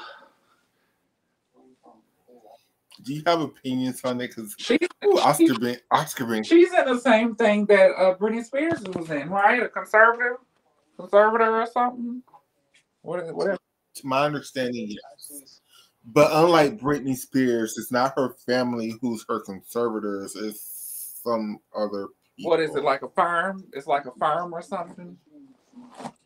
Yeah. So, well, I feel like if Britney could get out of it, she can get out of it. But they say those are hard to get out of, but you got to be in the right state of mind, you know? See, but again, the difference, I don't know how, okay, I'm going to just speak honestly like I always do. I'm not a big Wendy Williams fan like everybody else is, so maybe I have a different opinion because I kind of don't like that lady. So She just maybe this is coming from a pure place of just not being a fan of somebody. But unlike with Britney Spears, it was her family who was like, I'm putting my camera on. Something is going on with Britney mentally with this boy. Well, okay, if you want my honest to God opinion with Britney, I think the reason why her family got her in a conservatorship because I think Kevin Federline got her addicted to meth, and I think they used the mental health thing to cover up her meth addiction, right? So I think the reason why they got all her money and stuff taken away from her so she could have access to meth. I feel like she was targeted because how would the husband get her on the drugs, then get her pregnant, then take the children away?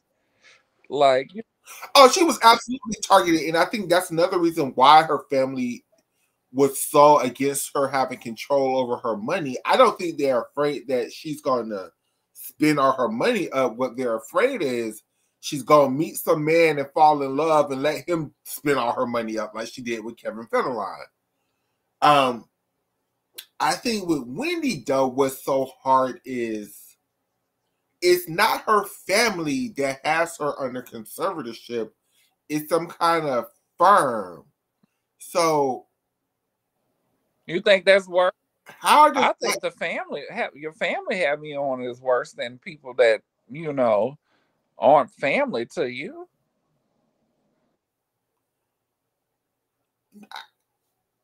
I just don't know how I don't know how out of your mind you had to be for some strangers to put you on conservatorship. Like, somebody definitely close to her led them to her, I feel. Was it like her business who did it? Was it the TV network who did it? You don't know who it was, Michaela. You know, that woman was falling out on national TV and shit. So imagine what was going on behind the scenes. And everybody is saying she has dementia. We can clearly tell that's not. Maybe she has a little bit of something. I didn't listen to the podcast, so I don't know what she doing on it.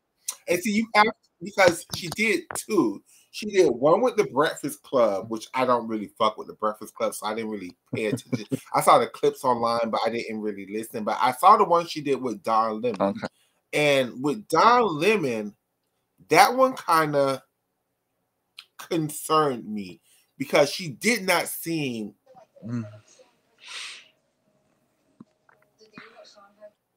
at her strongest mentally. I'm not saying that she's so mentally incapacitated that she can't have control of her money, but what somebody said was, and I don't know how true this is because again, nobody is saying nothing. Winnie was going through, after her divorce with Kevin, she was on such a downward spiral with drinking and popping pills that's how they got this conservatorship over her because she was blowing hundreds and thousands of dollars away on drugs and pills. And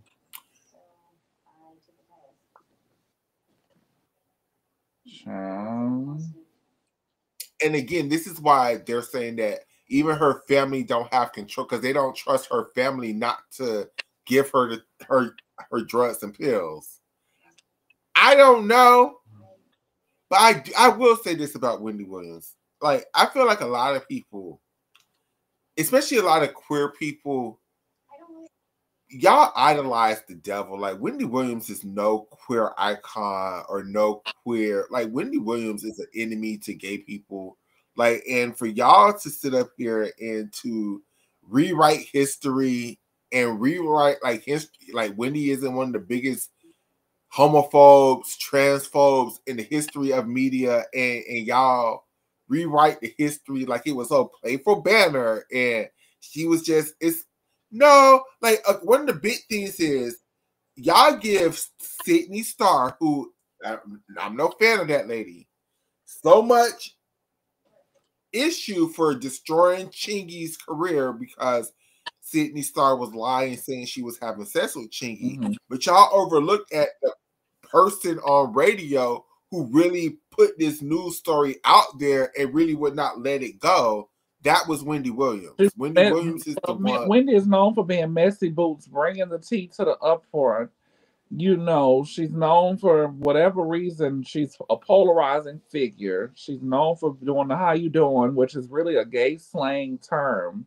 She was not the first to say the. No, it's not even a gay slang term. That "how you doing" shit is a read towards the gay people, because if you go back to watching her old radio interviews, the reason why she used to be like, "How you doing?" That wasn't no "Hi everybody, I'm with." No, that was that bitch a faggot.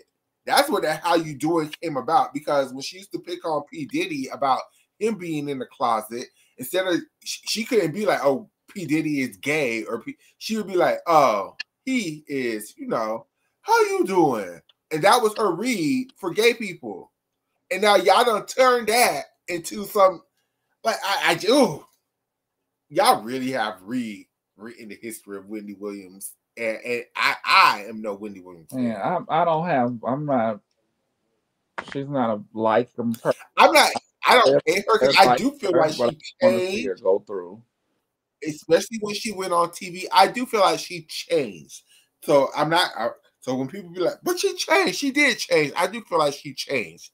I do feel like she became more of an ally towards gay men, but to trans women, Wendy Williams was no fan. I used to love like Omarosa and Jocelyn used to, and Nene Leakes would just go wear her out on her own show.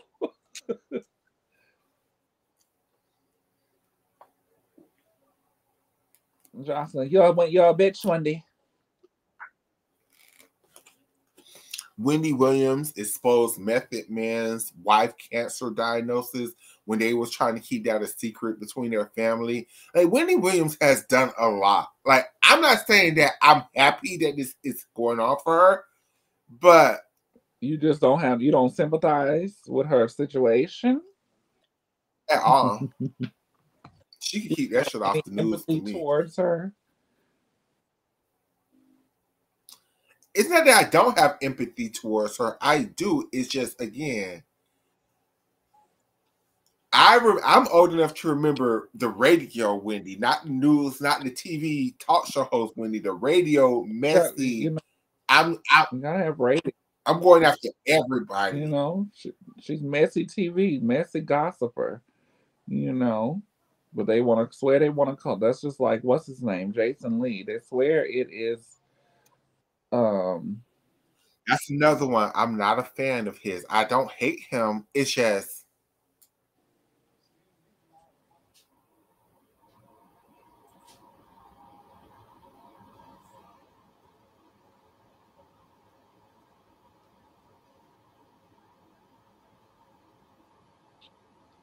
is it that her ex-husband have her under the conservatorship, and that's what they're not saying? And people, it's so weird because I don't understand how she can, if it's not her family who have it for her, why can't they just transfer the conservatorship to her family or get out of it? Like, it's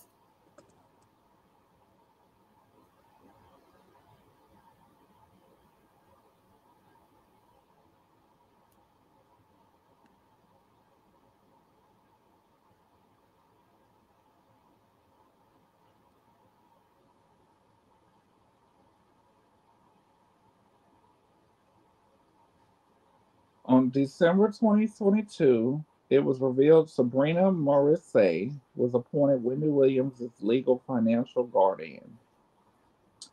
Born on October 3rd, 1964, Sabrina is a New York based attorney from Carrollton, Georgia.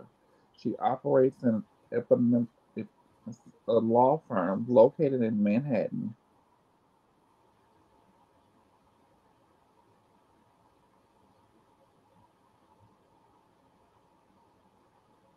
The lawyer So was her. wrote So was the Wendy's. lawyer wrote in court filings that she was permanently incapacitated.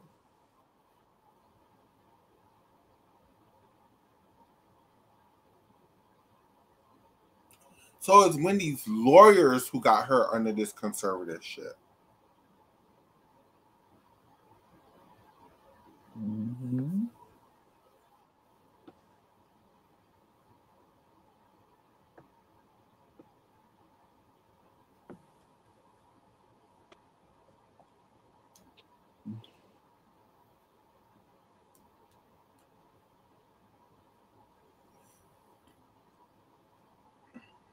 And again, this is why I'm trying to separate it between Britney Spears, because at least with Britney Spears, it makes sense to me that her family was concerned about her. Even if it was on some bullshit that her family was just trying to gain access to her money, at least it can make sense to me that the court would side with her family because it's her family. With Wendy, your hair looks great. That's some good hair Huh? tips. Your hair looks good. I like that hair. That's some This good came hair. from Amazon. Child, I be getting my Amazon hair too, child. I love. Amazon hair, girl. But with Wendy, it just don't make. It seems like a business have Wendy under this conservatorship, which is extra strange to me that how a company can do this to you as a person.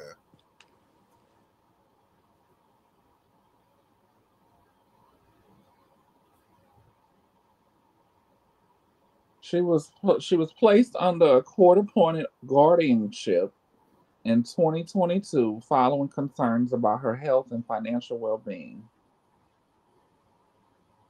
The bank, her I remember reading about this. Her bank, Wells Fargo, froze her accounts, citing potential financial exploitation and requesting a hearing to determine her capacity. So they must have did some type of test or mental thing on her based off of Wells Fargo freezing her assets. I didn't know banks had power to do shit like that. In 2023, Williams was diagnosed John Perry said it was her with bank. frontal. So wait, that makes it even okay. I'm so sorry. I hope y'all don't think that's helping me understand this. This makes it even more confusion. So her bank have her under this conservatorship. They are the ones that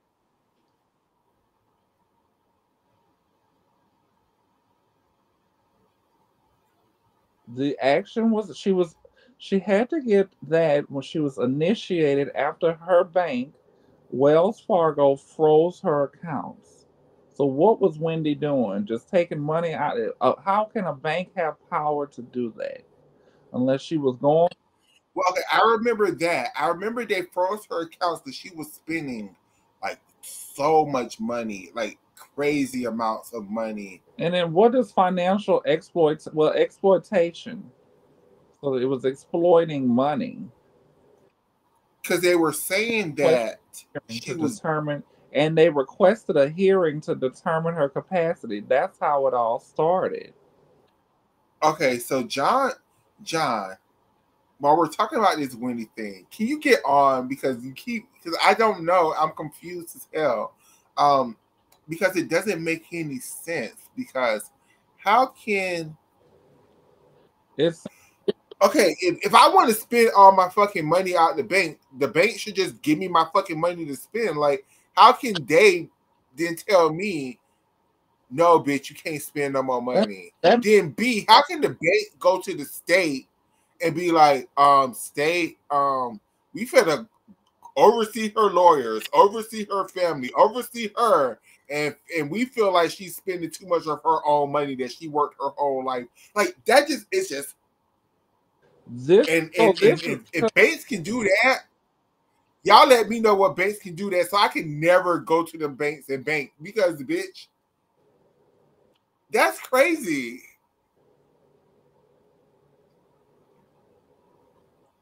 Shayna, you looking mad. no, because I'm reading what I'm trying to make sense of it, girl. You know, the social work in me is trying to understand it, and then it makes sense what John is saying because now that I'm reading and trying to find the information, you know, it's not just readily available. You gotta like, why is she here? Who put her in this? Questions. He's not on. Okay, John. And she was it was originally her bank, but they had reason to believe her family members were taking advantage of her. That's what John said. So what I'm seeing is the bank froze her accounts citing financial exploitation. So that means she was spending so much money. So either she was not in control of herself and her, you know, her thoughts of money, or someone was taking advantage of her. Is basically what John is saying. So they requested a hearing. So I guess they went to the, you know, whoever, the police, the whoever. But that's my initial question. How can your bank be like she's spending so much money? No, like, it wasn't just have that hi much everyone. control? Hey, Shayna. Hi, John. You. So it wasn't just the spending of the money. They actually believed that people were taking advantage of her. And so that's when they said, okay, we're going to stop this now. And we're going to have a court intervene. The bank is not saying like you can't have your money. It was saying that there are people around Wendy who were taking advantage of her because of her condition. And so they were like, okay, cool. We can't do anything about it. All we can do is like kind of freeze her account for like 30 days. Other than that, we have to get a court to order and then when they went to the court order to get the court just to like kind of get a review, just so they're like kind of like legally they weren't held liable should they saw this kind of suspicious activity and they allowed it to continue. And then the family can come back and say, well, you saw this suspicious activity that people were taking advantage of her and you didn't act upon this, you know? Yeah. So then they can be sued for that. Definitely the bank trying to, you know, cover their asses. Yeah. So then they got it sent to these people and they found something because with that said, she probably had to go through a psych test. Correct. Yeah. You know, her history, her mental history, her physical history, her physical health currently. And it was a completely independent like person who did forensics and said, okay, you're not competent. And that's how they got into it. It was a court order. It was not by Wells Fargo. It was not by her family. It was literally the bank asked for her bank was Wells Fargo. No, I mean I'm saying it wasn't. They're not controlling her conservatorship. They're not. No. It's the actual state of New York. But it was because and that's the part that I'm very confused about. No, not now that John had put it into the words that made me understand it better. Because that's like me as a social worker. If I have a client come in my office and say, I am going to go kill Michaela, I have to, that's called mandated reporting. So it has to do with, they think that their client, because you are a bank, when you go to you're a client to them, especially dealing with money, because everything with money is legal things. They thought their client was being taken advantage of. So what they did is they brought it to the courts or whoever, and that is who put her on it once they determined that she wasn't in her right fucking mind. So the courts can, through your bank, put you in a conservatorship so bad that your it started with the bank. You're begging. But that's the thing, like you don't like. That's the reason that the bank is the person who's initiating. The bank was the people who were like saying like, hey, you guys should recognize this. They tip. But the thing is, it's kind of interesting because like there's the court believes that it's possibility that Wendy's family could be taking advantage of her, right? And so even like you're saying, like my family is reaching out to, yeah, we think your family is the people who are committing fraud against you. That's what it is, you know? Yeah. And why and why are you letting it happen? Oh, So Yeah, then like, now you might be like, oh yeah, you guys are the problem. so now it's like we got to do now with it being your shit. Now we got to make sure you in your right mind. Correct. And Yeah, exactly. obviously found out she wasn't. It's just the bank is the one. That's why They were basically trying to that protect makes her in their assets, and in that they so that's why Wendy doing these radio tours is not helping her, because the actual issue is that they feel like her family it's is manipulating taking her. advantage of her Yeah, adventure. exactly. Yeah, exactly. So her doing these radio interviews with her family is like, yeah, bitch, because they Blink just twice. want access Blink to your twice. money. And now she's So wanting let them sympathy, have- you know, to say she's not cognitively But see, impaired, okay, but she is. okay, and this she is my has a question. diagnosis. She has This a is my question. diagnosis. So you are cognitively Wendy impaired. has one adult son, right? One adult son and a bunch of nieces and nephews. What if Wendy feel like, okay, I'm not going to be around in 5 years. I do want to spend all my money on my nieces and nephews and my adult son. Isn't that my right to do? I worked my whole life for this money. So if I want to give it all to them and I want to do it while I can watch them enjoy it, what's wrong with that? She's allowed to do that if If those are her- if she's allowed to do that if she's held competent, but she's not held competent, you know. Like it'd be like it's not like you're it's like a way to it's basically the sanity defense before like kind of civil. Like if the state feels that you are not being competent, and that's what the state feels, right? Through their independent analysis, it's not like kind of they're being paid by anyone. It's literally the third party. The third party is getting involved here and saying like we don't feel that you're competent because of like your forensics, like of our evaluation, and so like you can't be making these choices. Like it's not like I said, it was different from like Britney Spears, where literally her family's trying to control the money, but this one is like they're saying like, look, your Wells Fargo is like we're not allowing this Britney Spears to happen again.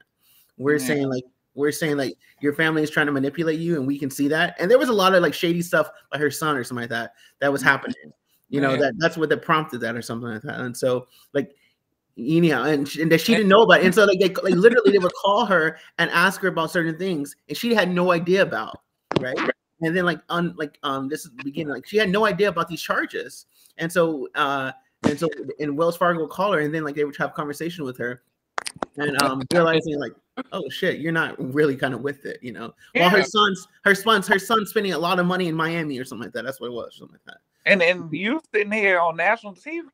Well, her son was in college in Miami, so. But then like, Wendy had no knowledge of those charges. Like Wendy was not cognizant enough to have knowledge of it. She openly admitted she didn't have knowledge. Okay, can I ask? I don't know if this is public record or anything. I don't know. What was he doing? Was he like? Did he buy a apartment in Miami when she thought he was living on campus? Or was it like he was buying cars and jewelry and shit? I don't remember the exact, but I think it was like something like a total, like a weekend or something like that, that he spent like $20K or something like that on one of her cards. And Wells Fargo contacted Wendy to figure out what was happening. Wendy had no idea what was happening, right? No, even at your regular bank, it might not be Wells Fargo. It could be at, you know, you have spending limits. Yeah. And when you try to spend more, people at these banks are going to question, what the hell are you doing? Why do you need this money? They are watching you with your own money. And if I'm just saying, what if the $20K on a conservator, it's for good reason because it's hard for me to believe that boy was just spending $20,000 of Wendy's money and she would not know it, and like they still have a good relationship to this day. Like, well, she's forgiven him. She's forgiven him, and he's probably explained it like to the extent, but like she definitely did not know this, you know, at the time that he was spending it, and so that's when a bank called Whitney to figure out if she knew about it. She openly said she didn't know about it. She didn't even know it was him. Then they found out it was him, and he explained it to him or to her, something like that. And then that's when Wells Fargo was like, this sounds kind of weird, you know. You just never know. This might just be what we see publicly, but it might have been happening. Yeah. But I think the show dives into it or something like that. It had been happening. Like it had been happening. And like Whitney was like she was even like scared for him for a time being or something like that. I think he went into rehab. I'm not quite sure. I forget about that. Well, at least one son, the one son who did it. There was another, her nephew was like the more logical one.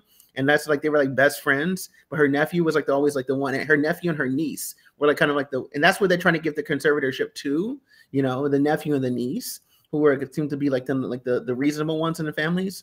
But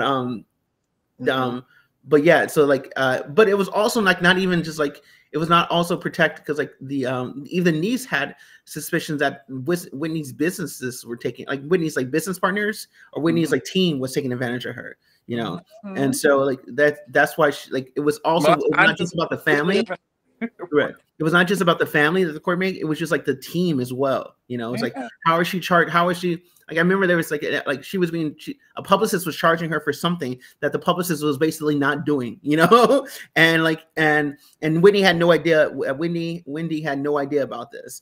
And like, and then so one of like the niece was like, wait, why are you charging her this money? You're not literally like, you're taking advantage of her. So it was all of that. It was all of that. You know, it was like Wendy is not cognizant to be making these financial decisions. So therefore you can go through this other third party who is a financial.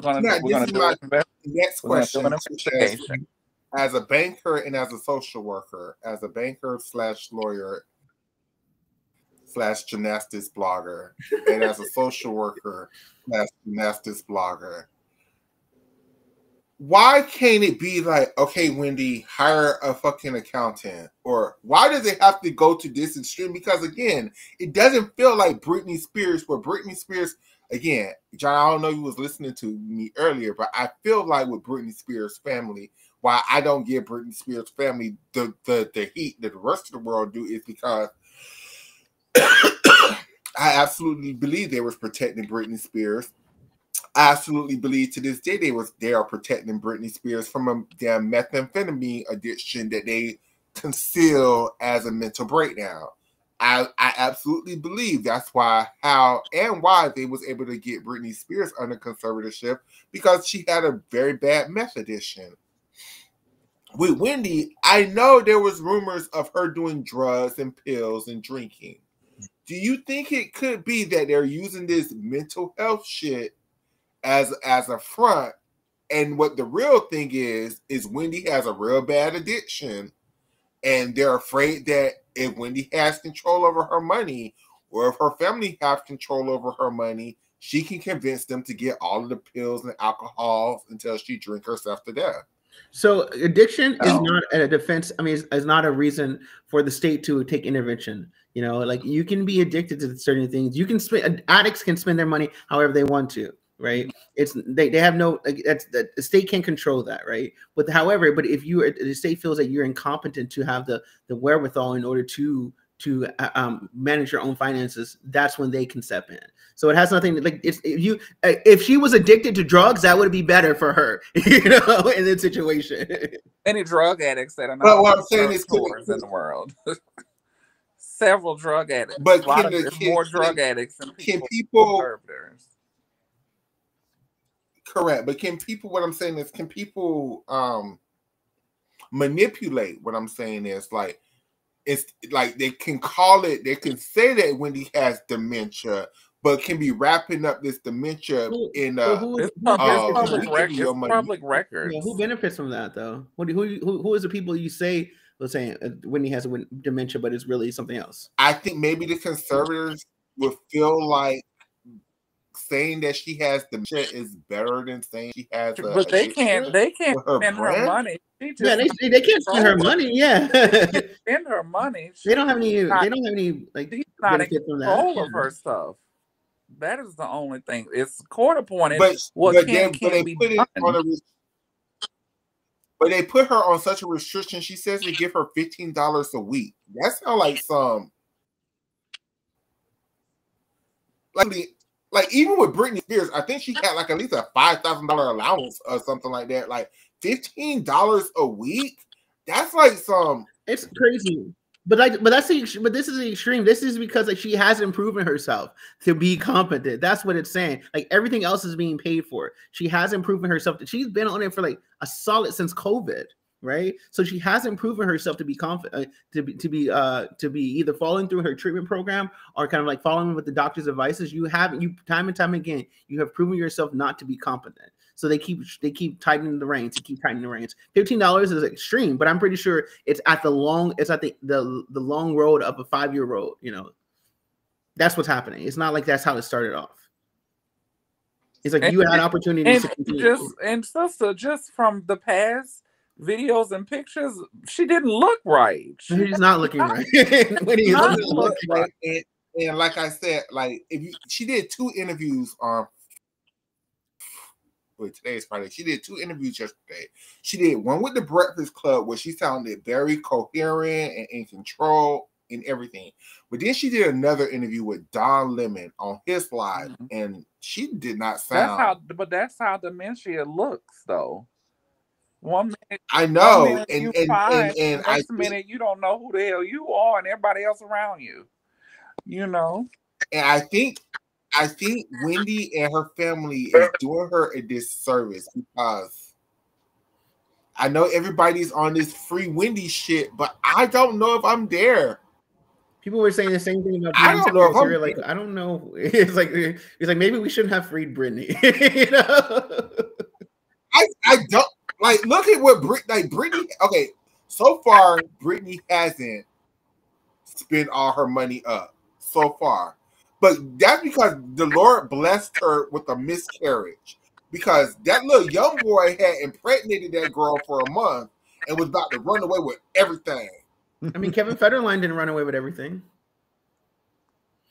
He ran away with a lot. But not everything. And it's over with now. He's not getting nothing. And he took half of everything. What it's crazy with. I have sympathy for Britney as well because Britney Spears' family is not. They like poor white. They was like poor white trash. They had a decent house, and they from Kentwood, Mississippi. Population of 12 in the middle of the woods. You couldn't. But the thing interesting about Britney Spears is that you couldn't keep claiming that someone is mentally incompetent, but still make money off of them, still send them on tours, still sending. You can't still attend and still be able to put on concerts. Yeah, you can't continue to like. Exploited Britney from a young age. When they started, she was a child star. What do we know about child stars? A lot of them have issues. A lot of them are on drugs. There's no different from her. And then people started getting all that money from this girl, and that's what led to her. You know, back then they used to throw her under the coals in the media. You know, a lot of things contributed to Britney being where she was. Compared to even with Britney and even with Britney family, and y'all could say that Britney family was taking advantage of her, but they still was giving her $15 a week. Like I think her allowance was like $5,000 a week or something like that. And even Britney felt like that. Yeah, because her conservator, she was also making the money, and her conservator was her father and her sister, something like that. They were both her conservator. They were in charge of the finances, as opposed to a state. The state here is like an independent party who has no they don't have any dog in the fight whatsoever. No personal. They can be extremely objective about this. Yeah. You know. And then the thing is, also, Wendy Williams may not be as rich as people think she is. She's not. I don't think she is.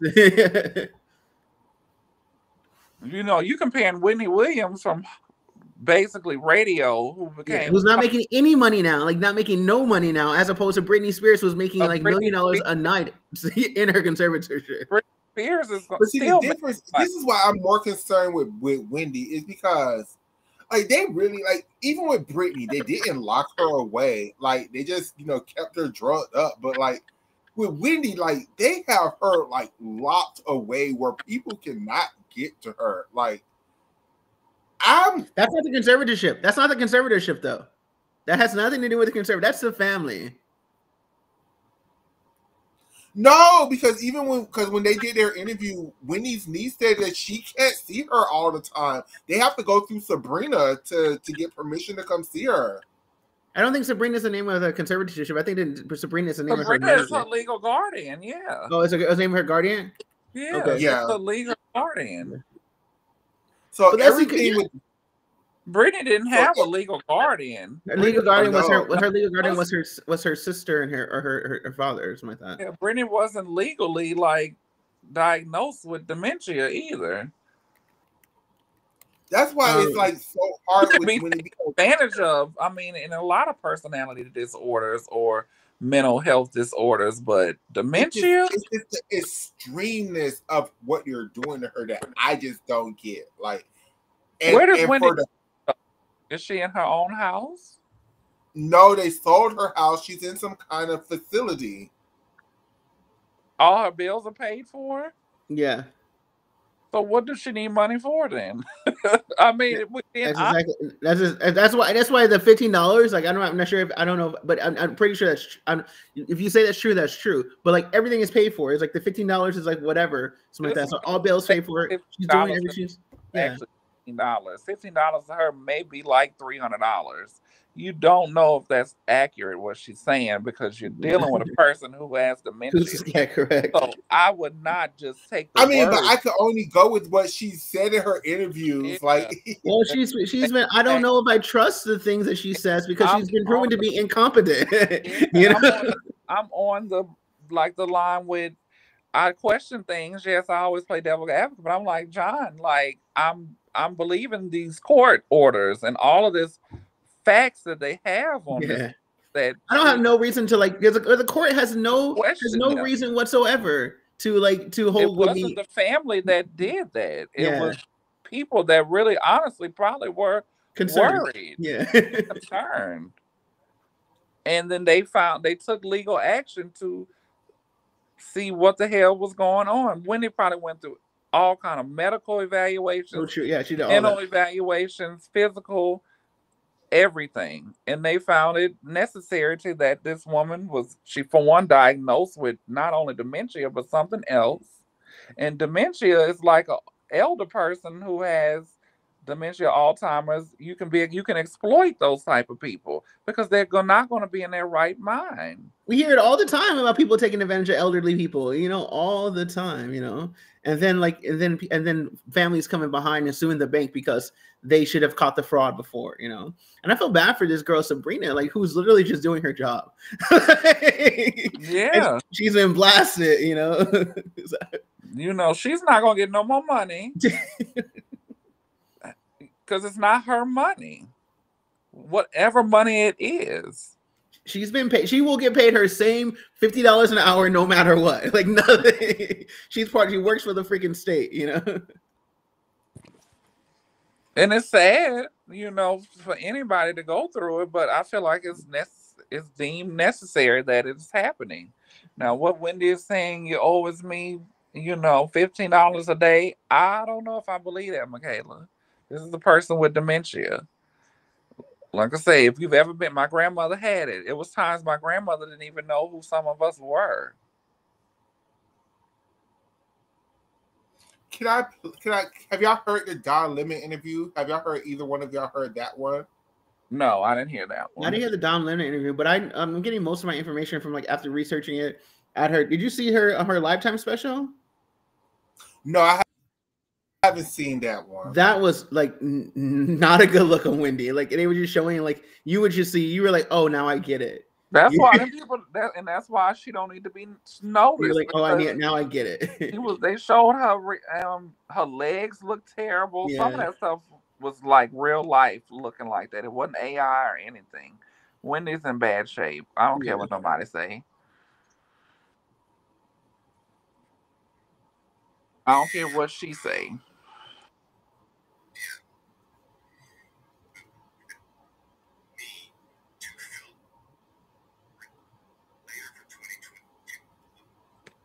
You playing it?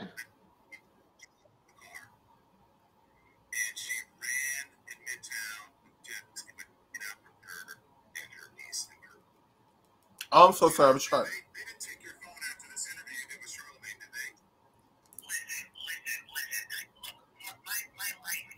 Can y'all hear it? Yeah.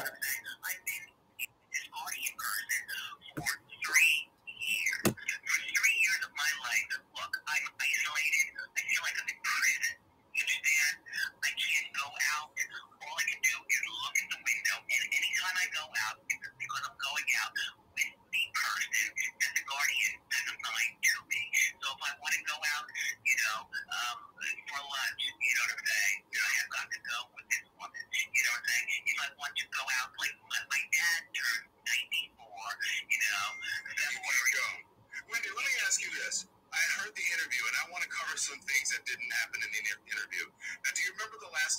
you were at the house, and I'm just going to be honest, you took your wig off, and we had a real heart-to-heart, and I was like, here's the real Wendy. And I said, Wendy, would you ever go on without your wig and do a thing with me?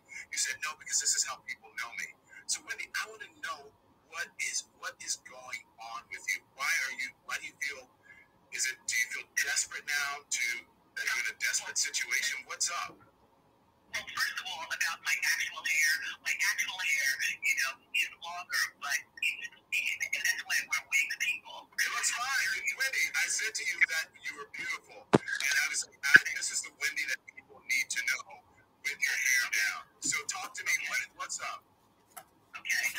Well, what's going on is I've been in this system, like I said, for 3 years.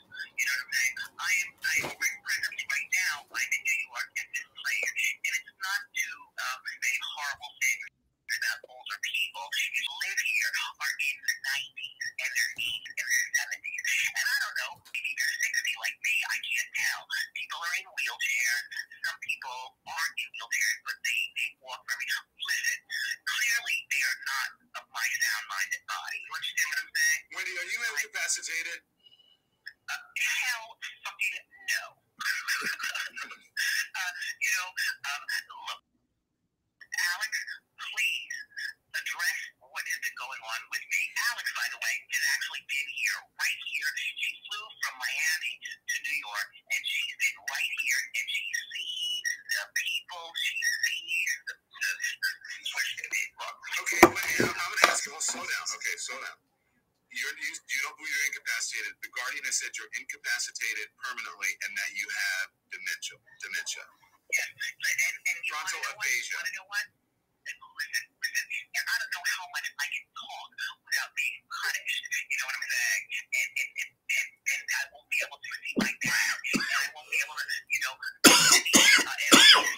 stuck in the prison I'm in for the rest of my life. You understand what I'm saying? You feel like you're in a prison in an apartment in New York City. This is not an apartment. I don't even know what you call this place. Like, I don't even know what you call this place. This is an old-age home in New York. You understand what I'm saying? Where people, bring you your pills. Where people, the door is always just knock on the door. I tell them, don't just come in here. You understand what I'm saying? And all I have are the things that I have from storage. While my apartment has been sold. You know what I'm saying? So all my clothing. I have a little bit of clothing. You know what I'm saying? Yeah. There's the drawer. There's a small closet.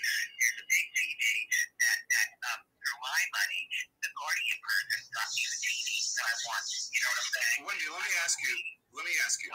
People want to know, how did you end up in this situation? How did the Sabrina Morrissey gain control of you, and how did she become your guardian? Well, first of all, she's making money from me, you know what I'm saying? And she's supposed to be here to protect me. And this has been going on now for 3 years of my life. Alex, are you listening? Okay, Alex, please talk, because Don Lemon doesn't understand what I've been going through for the last 3 years of my life. Alex, please talk. I know, Alex. Here's the thing. Yeah, and here's the thing, Don. And I know the question that you asked, and I know that the reason, one reason she can't really go in and answer fully is because everything is still so tied up in legal. Okay. And so she has to be really careful about what she says. And I get that. We talked about that. Whitney is not careful about what she says. She does not know. She just can't get into. But, Wendy, what's going on with you? We've been talking about this as a family. We've been sitting in this for a while. And, I was worried even coming into this interview. I was just on the phone with you, Don, before, because I didn't hear from you at the time that, we said exactly. And it's like that feeling of, was her phone taken away? Where is she? What's going on? Yeah. And if we feel that fear for her as family, I can only imagine what she's going through as she sits in this room day in, day out. She doesn't go out unless it's for an assigned appointment. Doesn't get the proper sunlight, doesn't socialize with friends. She doesn't have the communications that make sense to live in a world that we're in terms of 2025. A landline phone that can only call out, no one can call her, and a TV. I mean, that has been And by the way, Don, I order a breakfast or a lunch or a dinner, and I always right here in the bed watching TV. I don't eat with these people on the floor. They are elderly people. You understand what I'm saying? I mean, the people who live here, they're nice people. You know, we always say hi to each other as I order lunch. You know what I'm saying? Yeah. But then I always have it brought back to me. And I eat right here in the bed. You understand what I'm saying? I do, Wendy. You feel trapped, and you said you feel like you're being imprisoned in this facility. I understand that, Wendy. People are concerned about you. They're worried. They haven't seen you, and the times that they do see you publicly, they worry that you're not the same as you were. This is not the Wendy that we're used to seeing. Listen. And not only that, I only have like $15. You know, this guardian person is keeping my money trapped, so to speak. She has all of my money. You understand what I'm saying? But all of the freedom that I want. You know what I'm saying? And through my money, for instance, I would like to go to Sephora. You know what I'm saying? So what the guardian person does is she will call up Sephora, because that's where I want to go. And then, I'll be able to buy stuff, through my money that this girl, it's a woman, this guardian person. You understand what I'm saying? Victoria Guardian? Yeah, I know what you're saying. Wendy, so where your money is being held, do you still have money in an account somewhere? Excuse me. No. My money is, I have good money. I've worked all of my goddamn life. My thing about being in New York is I want to work in New York until I have enough money and enough of what I've done in New York that it's now time to fly and live in Miami for the rest of my life. And that's always what I wanted to do, right, Alex? It worked out perfectly, I stopped doing my show on TV, you know what I'm saying? Yeah. You know what I'm saying? And then I was like, it's now time to stop because my money is great money, I understand that. People are going to say, well, why does this woman want to, have Wendy in a guardianship? And is she protecting you in some way? Do you believe? First of all, she's making money off me. How so? Please talk. Wendy, how is she making money off of you? Well, you're my guardian, so you're making money off of me. Like for instance, when I was in Miami before, there's some legality things that I am not confident to talk so much about. But Alex, I've spoken to Alex about this. I want to know, Wendy, you went to little Kevin's graduation, right? Yes, and we had a great time. Although the guardian person, you know what I'm saying? Look, I want to see my dad, for his birthday, and we had a great 9 days in Miami. The family is just, oh my God, we had such a good time. I mean, we went to this party place where the entire family was there, including my dad. You know what I'm saying? Where the music was great. You know what I'm saying? Where the food was excellent. How did that come about, Wendy? How did they let you go to see little Kevin and your family? Why? Because I'm the mother. I gave him a car for his graduation. You know what I'm saying? And I saw him, walk across the stage, and I stood up and cheered. What are you talking about? No, but how would they let you out if you're on a guardianship and you said that you feel like you're in prison? You know what? I don't even know what the goddamn guardianship is in terms of stuff like that crap. You understand what I'm saying? I've been in the system for 3 years of my fucking life. You realize that at any given moment I just my TV, you know what I'm saying? So I can't watch TV, you know what I'm saying? Or watch TMZ and see what's going on, and watch you, Don Lemon, while you talk to Rosanna Scotto. You know, that's my friend Rosanna Scotto, who also made in storage, not in storage, but with the guardian person. You understand what I'm saying? Yeah. Alex. Listen, Wendy, I understand. Alex and I have spoken, and I just want to make sure that I get this. No. Listen, but I want to speak to my niece. You know what I'm saying? Yeah. So the three of us. You know what I'm saying? Yeah. I mean, this is my life, Don. That's my life. Alex has your back. I mean, Alex is 100% spoken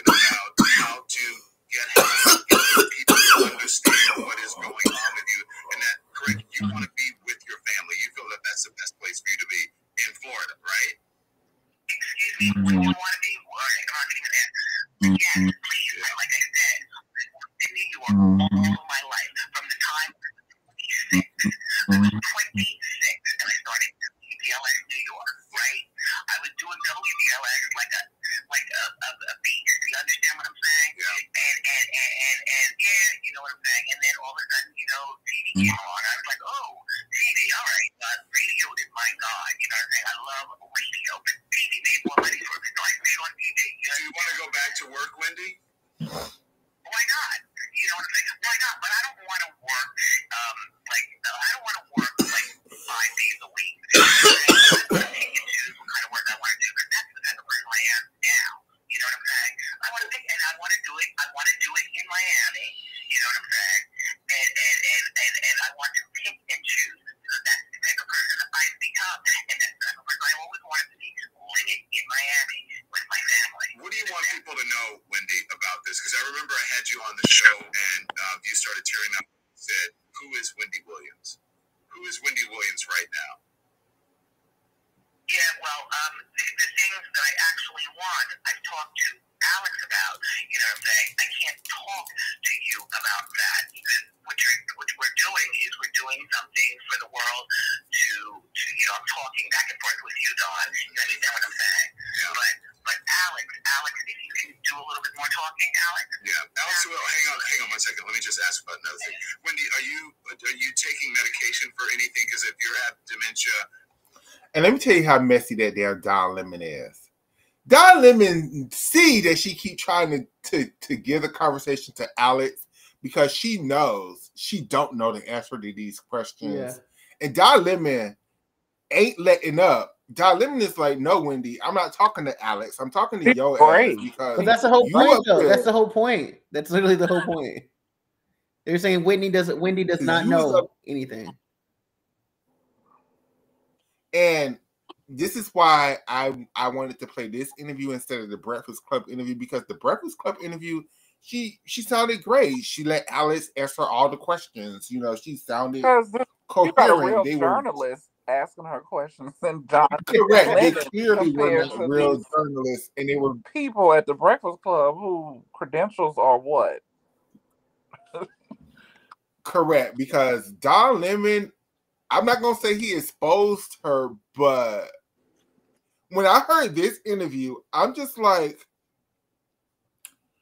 bring a conservatorship, baby. I feel like we got to be out of here in a couple of years. Like, bring a conservatorship. Like, woo, I'm scared. I just want to clarify, like, this conservator will be getting paid no matter what. Like, the conservator, like, is worked for the state. Like, they're a state job. They're literally like a social worker. You know, it's like saying, like, you know, like, if you go to Child Protective Services, it's only getting paid because they took your child away. No, they will be getting paid. You know, you just happen to be one of the cases that in fact, they probably wish they weren't holding your case because their caseload is probably really, really high. You know, so we can pay. Like, when you keep saying like conservator like makes money off her. No, the conservator gets paid. You know? So now because for those who don't know, in John's real life, he is an attorney.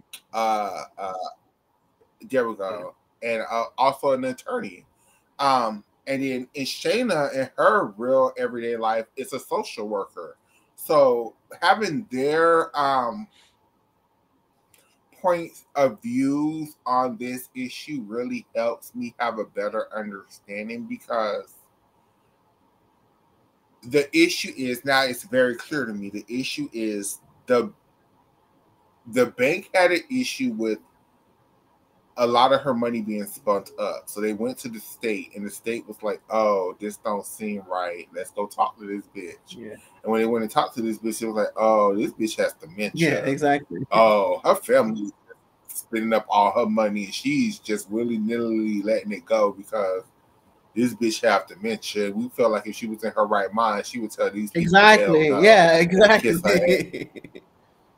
So, and then let's not forget, you know, she passed out on national live TV. Yeah.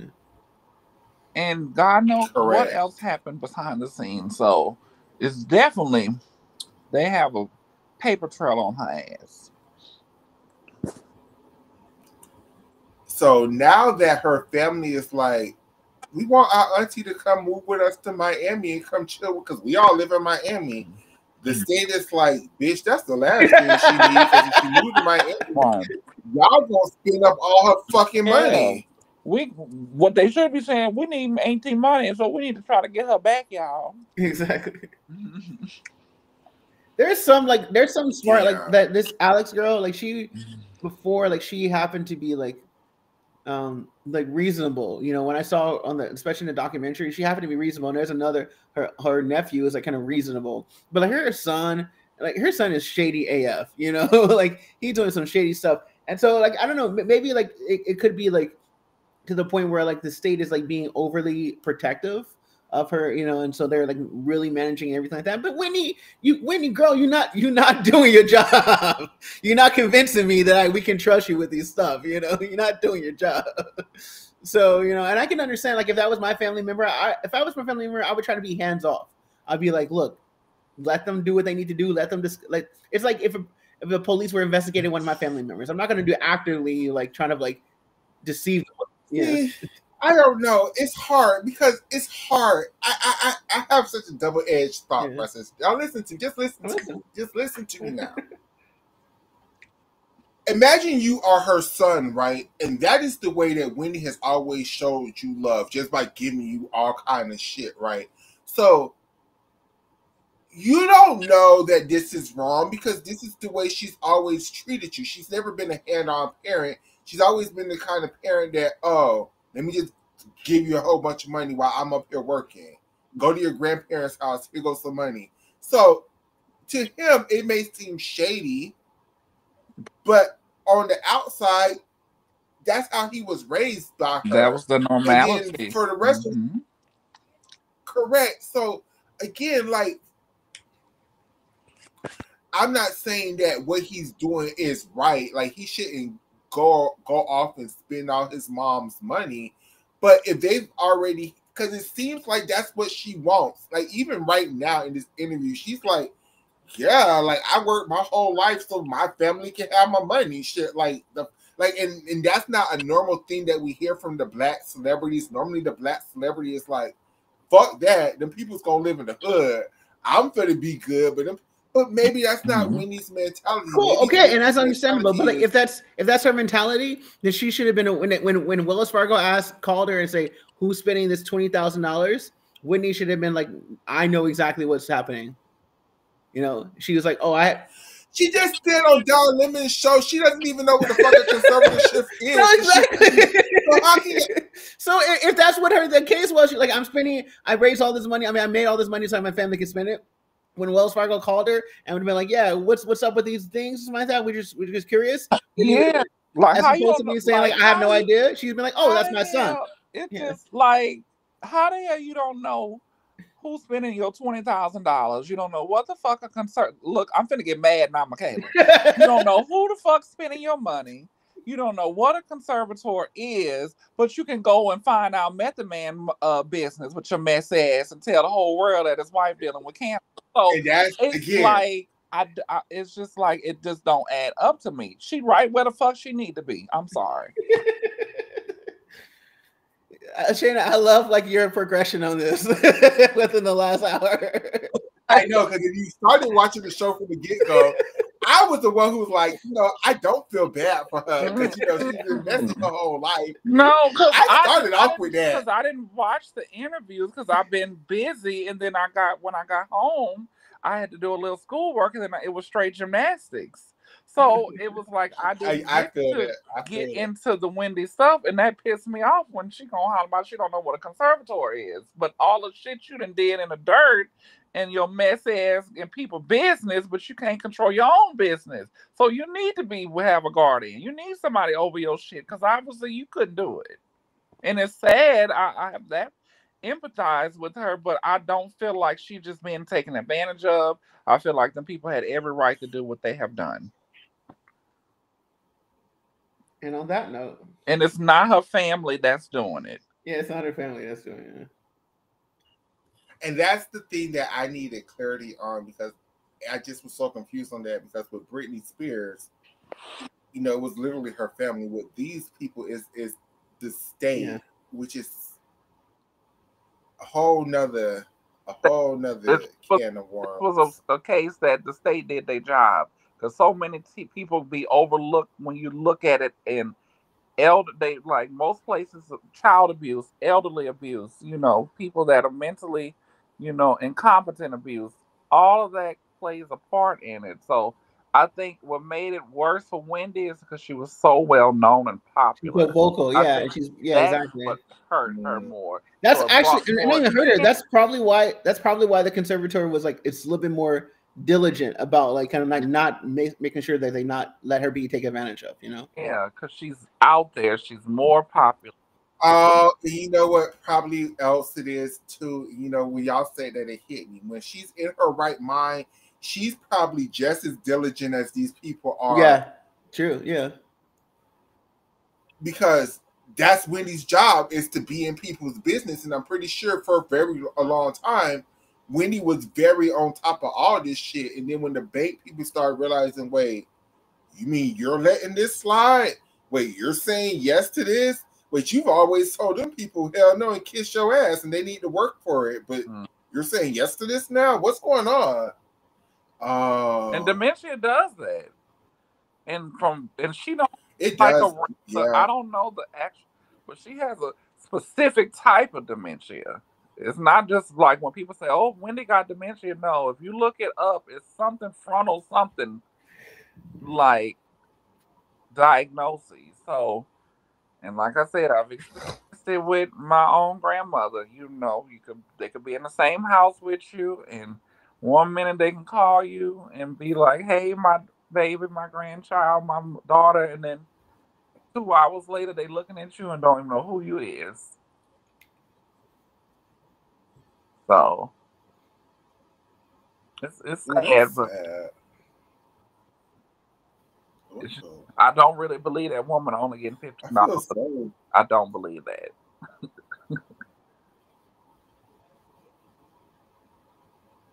From when I just heard it, from my understanding is, again, I'm not there, but I could just, you know, gather from what I heard.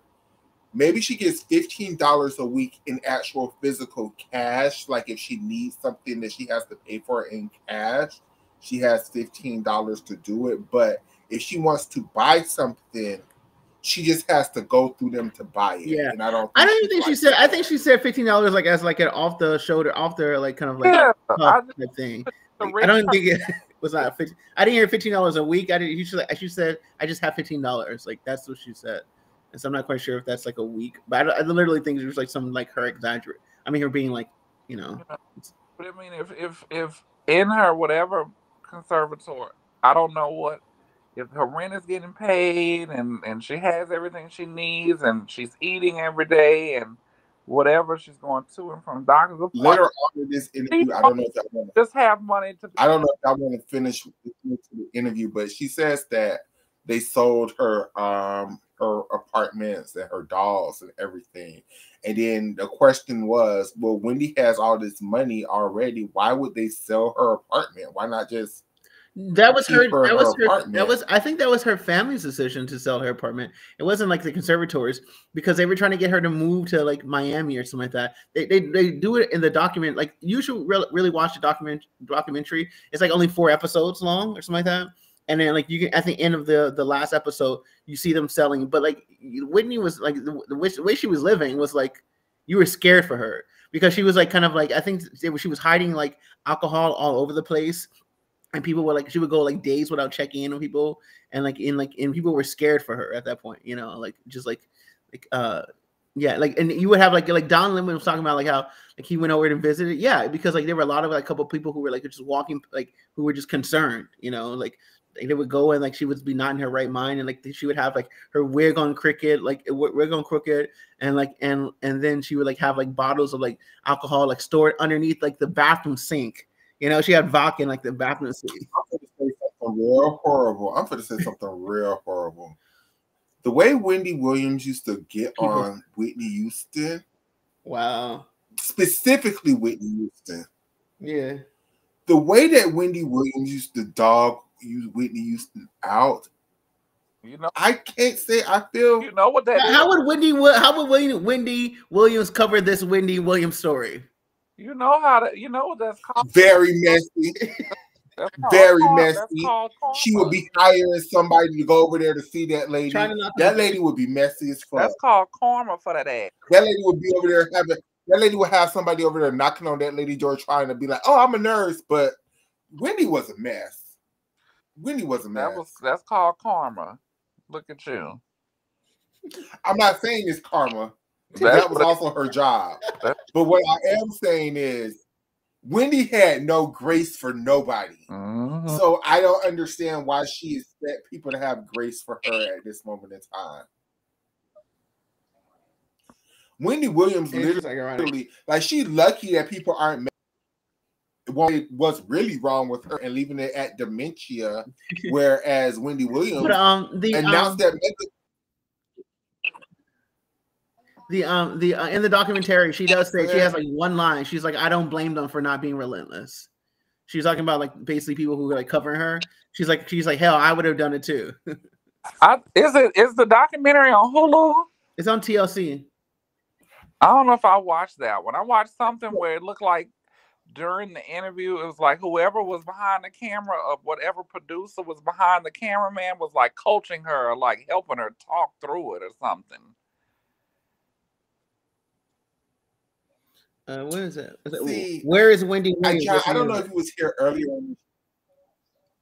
I don't know if he was here earlier in the show. I'm just gonna be honest. I never was a Wendy Yeah, Williams. you were saying about like how y'all can't. I had no idea about that. You pointed me out to that, like kind of like her like saying like how you doing was literally mocking gay people. Was basically trying to be like, oh, you DL. Like, Wendy Williams was real bad when it came to her homophobia and transphobia. It was real bad. So for her to be this gay icon in 2025 is just. And you, John, John, you're part of the LGBTQ, but it's a difference when it comes from like a trans femme experience because Wendy have trials and tribulations because they always used to say she was a man. Yeah, they so that's where it that's why she was so from. Yeah. That's why she was so relentless to us because they were so relentless to her by calling her, you look like a big ass man. So she was like, okay, well, I'm not a man, and read. Like it was. That's that internalized. Wendy Williams definitely was that black. She was projecting her internalized hate towards herself because of what people were saying about her looks and how she sounded. That was so intelligent and well spoken. Like, I'm so happy you said that point. And I'm so happy that got, into the world, into the universe. That was a very intelligent and very, very, very, very poignant, well-pointed point that Wendy Williams, a lot of her homophobia and stuff, even if she doesn't mean it as homophobia, it came from the way people was relentless to her, saying that she looked like a fucking man all the damn time. Mm-hmm. So she took that energy and redirected it. Michaela, in the past, people you may have dated, sister, just females in general, when females have a hate towards a trans woman, it's got to be you've had some type of interaction badly towards a member of something. For you to feel a certain way or for you to sprue out hate towards someone or learn behaviors.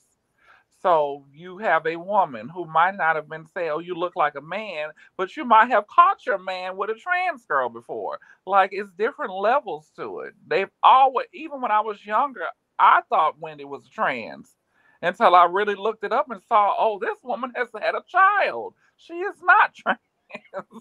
So she's probably always dealt with that, especially once she got from behind that damn radio station and came out and about. And then it didn't help that Wendy liked to dress like RuPaul. Like, she liked big blonde hair. She liked big ass lashes. She got the most weirdest, hugest boob job imaginable. Like, it just did not help that she looked more like she really did more like I don't know what she looked like. She didn't look like the trans because the trans She look like them old trannies. Looking She better, look like them old trannies. but she would wear the big ass wig. She would cover up that 10-head forehead of hers because her forehead is big as shit. So she started wearing bangs. Her and RuPaul used to wear the exact same Yeah. wigs in the 90s. She Her and covered them RuPaul used to wigs wear and the covered exact that same big wigs, forehead. the exact same. You know, put that big hair on to cover up that big forehead. Because she really did have a big forehead. It was just, I just feel like that's where it came from. Because you brought it back to me. Well, why she was always coming for the girls or coming for the LGBTQ. Always. Like even when she did the interview with Charlamagne in the Breakfast Club, which I mean, if y'all want to hear, we could listen to a little bit of it, but they might. I'll listen to it. Okay, we could listen to it next. But even with that, even at the end of that one, they were like, she was digging into P. Diddy. And I get it that P. Diddy is a monster. P. Diddy did a lot of shit to people. But this is why I feel some kind of sympathy for P. Diddy. I feel like P. Diddy is the same thing as Whitney Houston. If the world would just let him been a gay man, none of this would have happened, but y'all would have never accepted his greatness if he was openly gay. Yeah. So now he have to have his freak off so he could get the booty that he wanted. So now y'all acting like, oh my God, baby. Y'all literally created him. Like, yeah. Y'all know George Jefferson, the guy who played George Jefferson. On Jefferson? He was gay. I didn't know that. He was gay in real life, and people are just finding out about this. And now people are like, oh my God, the gay agenda. Why all the black men the man was just gay. Like that just was a reality of life. Like it wasn't that big of a deal for him. And it's just. And I also feel like how Wendy they never found. This is totally off basis, but it's just like you bring the P. Diddy thing up. I'm like, they think P. Diddy had something to do with certain famous rappers' deaths, and I was like, after all these years, how popular and important those people were Tupac, Biggie Smalls. They never have found out who killed those people. I think they know who did it. Well, I mean, they never figured out how to transform and came flying from the top of Eddie Murphy balcony that time. But they don't look into stuff like that. Eddie Murphy likes the trans girls as well. Eddie Murphy killed a girl. What are you talking about? Eddie Murphy literally killed a girl, and everybody knows it. And that's he just gets to walk around free. He may have killed the girl because he liked the girls and probably did not want no one to know. Two things can be the same as it every day. You get scared. And my whole thing is with Wendy too. That's another thing. Like Wendy, if you knew P. Diddy was around here doing this stuff to the men in the industry and the women in the industry to cover up the things he was doing with the men in the industry, instead of just trying to make it a joke, these men were being raped by this dude. Why not help the people? But because you made it a joke, it always was a joke. So nobody could ever come out and do anything serious about it because it always was a joke. And that was because of you, Wendy, because you did your, how you doing, Diddy? Mm-hmm. How you doing? That was such a... I know where doing came from, Wendy. I haven't forgotten. I'm 43. I remember. Breakfast Club. Let's watch the. Hey, John, did you watch any gymnastics this weekend? I mean, from yesterday? No, I didn't watch any gymnastics this weekend. You should really watch when you get your free time. I know you're not. I did actually. I did watch. I watched the team final again. Wow. I watched it last night. Wow. What team final? Paris. The Olympics. No, indeed. No, indeed. You should really watch. I I think you would enjoy last week's meet. It was OU, LSU, Cal, and Utah. I think you would really enjoy that. Is there a meet coming on this weekend that I should I should watch maybe? Because I All love of them. you guys do the spaces. I love one whenever we used to watch gymnastics with the spaces. Like it gets me like entertained by it, you know? Because like I don't know, like level 10 gymnastics looks like freaking like child's play to me. Just sorry. There was a couple of big meets tonight. LSU versus Florida, which was really good. Michigan versus Michigan State, which was really good.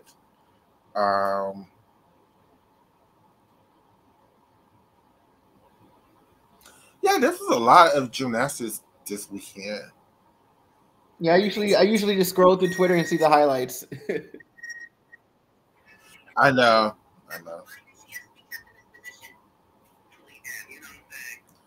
Okay. Now, so this is the Breakfast Club, you guys. We're gonna listen to this. I'm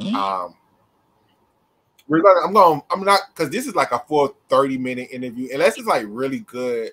But I just want y'all to really, really listen to the difference between the Breakfast Club, where Charlamagne used to be her co-host on radio. So clearly Charlamagne has her back. Charlamagne is not gonna have her looking bad. Whereas Don Lemon, who is her friend in real life, is also a esteemed accredited journalist.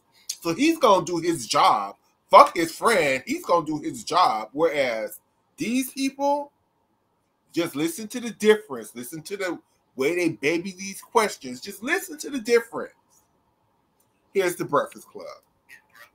You know, that system that I'm in, you know, this system has falsified a lot. You know what I'm saying?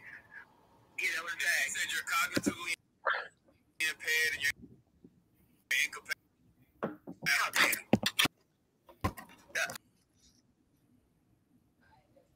Do I seem that way?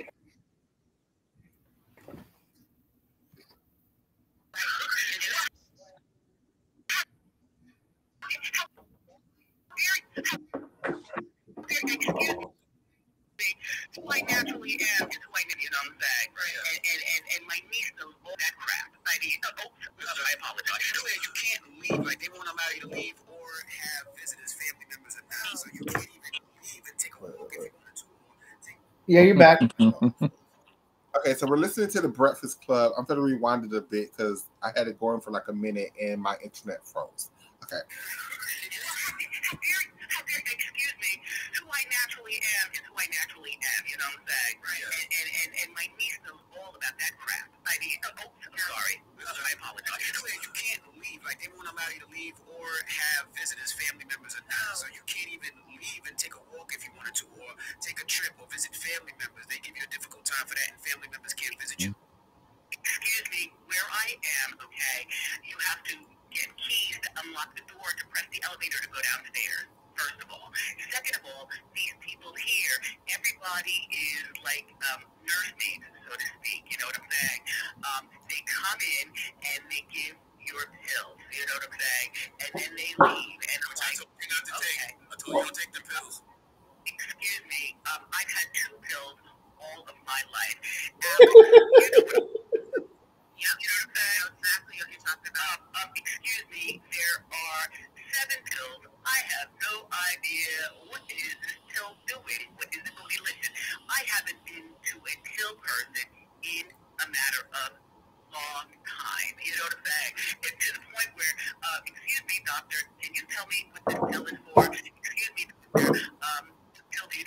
You understand what I'm saying? Right. Yes. Look, for the last 3 years, I have been caught up in the system. This has been 3 years I'm caught up in the system. Alex, go talk. Talk, Alex. I mean, for 3 years, this is the reality. This has been our lives. So, but specifically her life. She can call us.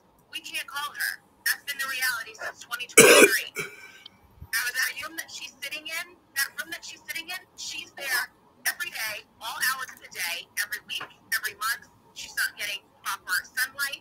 I went to New York in October to visit her. And the level of security and the level of questions that there were in terms of who am I, why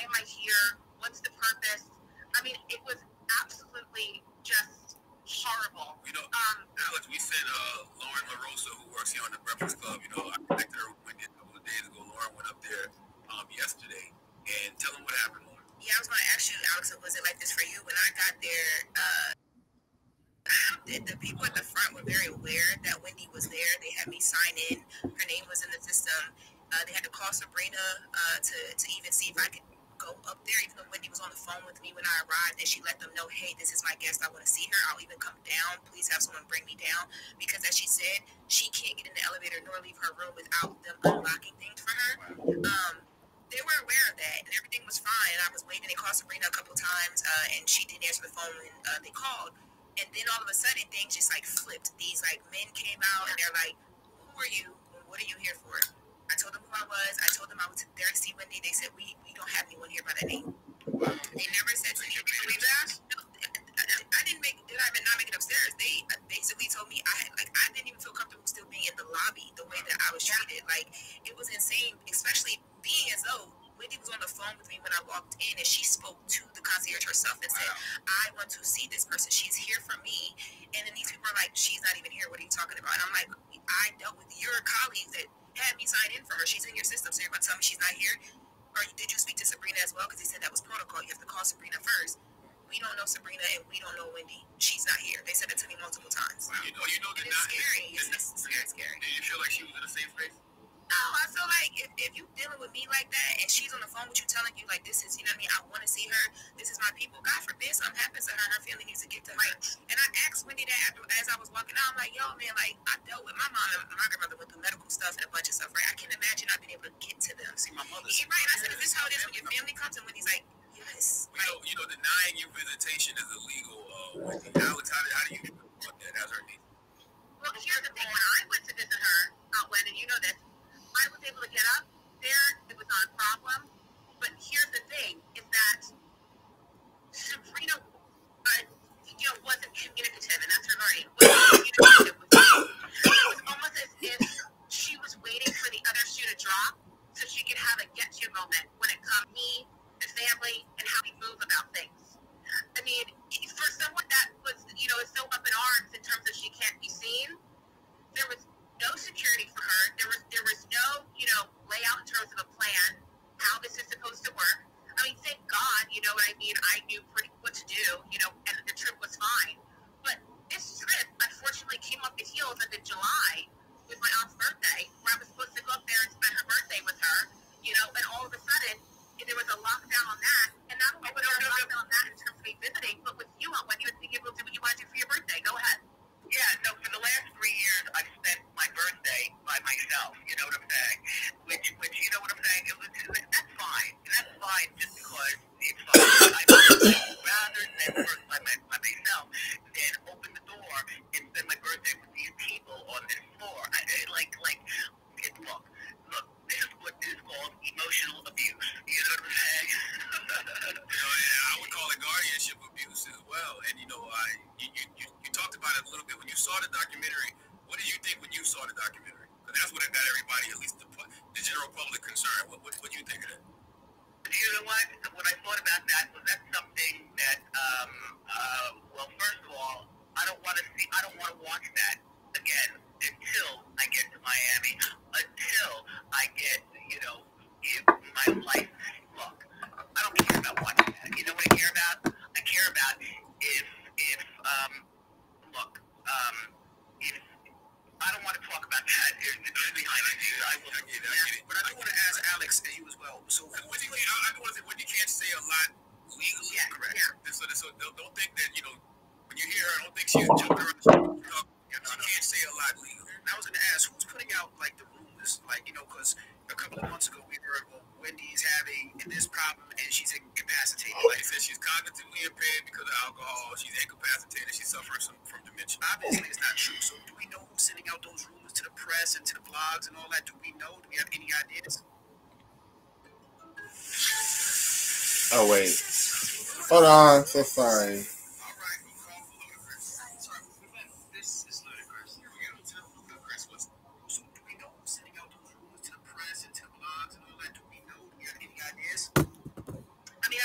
From what we're able to see, all of this comes from The Guardian. Yep. In terms of hey, she's incapacitated, all that. That's allegedly all the Guardian. I'm only just saying allegedly, just obviously to protect all sides. But pause. So y'all see the difference of how cognitive Wendy seems on the Breakfast Club interview versus Don Lemon. Now y'all have to remember she did the Breakfast Club first, and she was fresh. Whereas in Don Lemon, she was a little bit tired. That was Yeah, they did the Breakfast Club early as hell. Early. Correct. And you see how they kind of like are whereas Don was asking very open-ended questions that Wendy would have to think about and then answer. They're giving her very direct questions, very yes or no, very you feel like they're holding you hostage in the conservatorship. She can be like, yes, and elaborate it. Whereas Don was like, well, Wendy, how did you get here? And that's where she gets tripped up because you have to admit, how did she get here? What led her to the conservatorship? Like, if you just listen to the Breakfast Club, and I'm so glad that they did both interviews, because if you heard the Breakfast Club by itself, Wendy's perfectly fine and perfectly normal, and everything is good. But you need to hear that Don Lemon interview to hold everything into context. And maybe you still would feel like this is too extreme. And if the bitch want to spend up all her money, who the fuck are we? I mean, that's kind of how I feel. But at least listen to the second interview to make y'all be like, oh, she can say something is fine with her, but something ain't. Yeah, this don't seem right. Because in this interview, they let Alex speak a lot. Don Lemon did not let Alex speak a lot because Don had the foresight of listening to this first, and he already knew that that's what Wendy do. She send the conversation over to Alex when the conversation is getting too hot for her. So let's continue. Of course, yeah. Because obviously, it's not true, and the sad thing about it gives her the ability to keep doing this because we all feel like, oh, if that's the case, then yeah. But listening to Wendy speak and seeing Wendy a couple of weeks ago at her son's graduation, you understand that that's not the truth. Listen. As much as I want my phone, she can't let me have my phone. You know what I'm saying? Like I can call you, but you can't call me. You understand what I'm saying? Yes. I don't even know what kind of phone this is that I have. All I'm saying is that when I call you, you listen. If you don't call me back, you can't call me back. You understand what I'm saying? I can't sit on the phone, and look at things. You know what I'm saying? And scroll through things. I can't do that. I do not have a laptop. You understand? I don't have an iPad. My life is my goddamn life. You understand? How does this happen though, Wendy? How does this happen, Alex? How does she end up in a guardianship where these people have so much control of her life? Because it's not like Could the answer to this question be she was so drunk and so high that they won't let her have this stuff? It could be, yeah. Obviously, she's not doing her job. She's not doing her job to prove that she's competent. If she was, she wouldn't be here. It's not like Britney Spears. Like, there's no one objecting to her not being in conservatorship, but the court. As opposed to like Britney Spears, where like they were like two parties on one side. The court is saying like, look, so for Wendy, if she could one day prove to the court that, hey, my mental health is right, or she could, hey, I'm not drinking anymore. Yeah. She could get all her stuff back. She just have to prove those things to the court. Correct. Yeah. And she has it now. She have access to this stuff now. It's controlled. That's all. And you gotta put it in the context of just black people shit.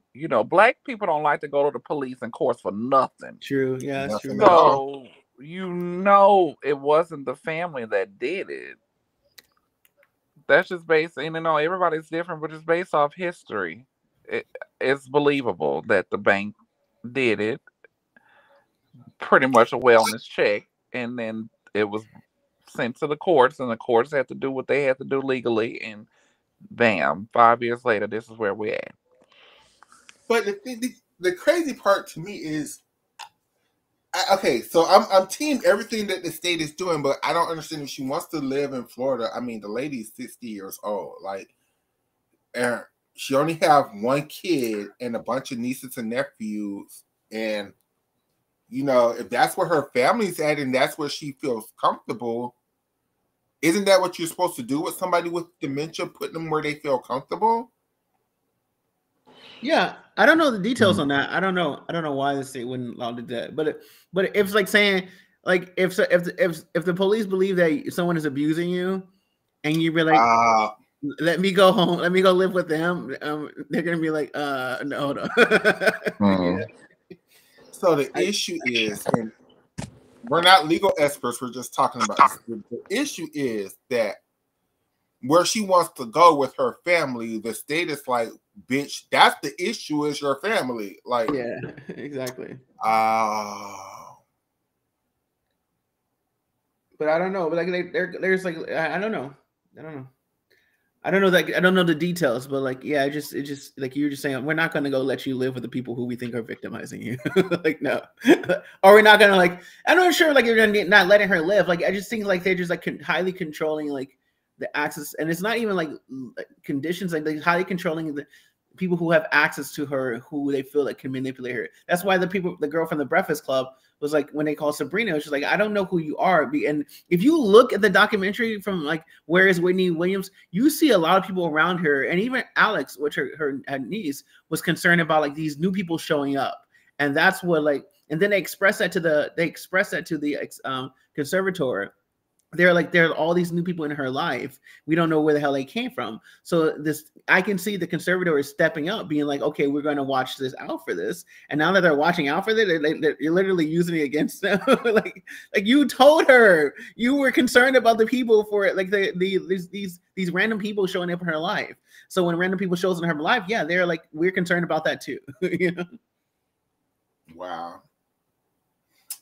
So, you know, I'm so glad that we did this, because y'all are putting a lot of context to this that I didn't know.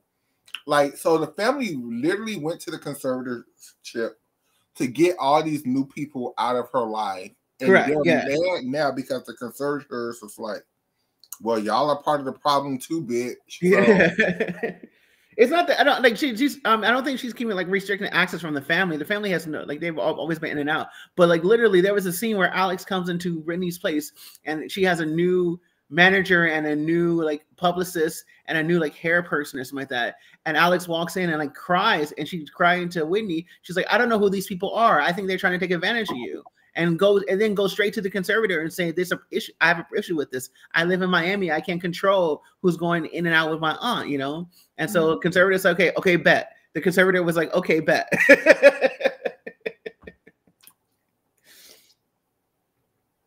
So what you're saying is, and I hear it is, if I watch that documentary, I will see that Wendy absolutely put herself in this situation. Oh my God, that girl, like that. And for her to act like she don't know how she got here is just, yeah.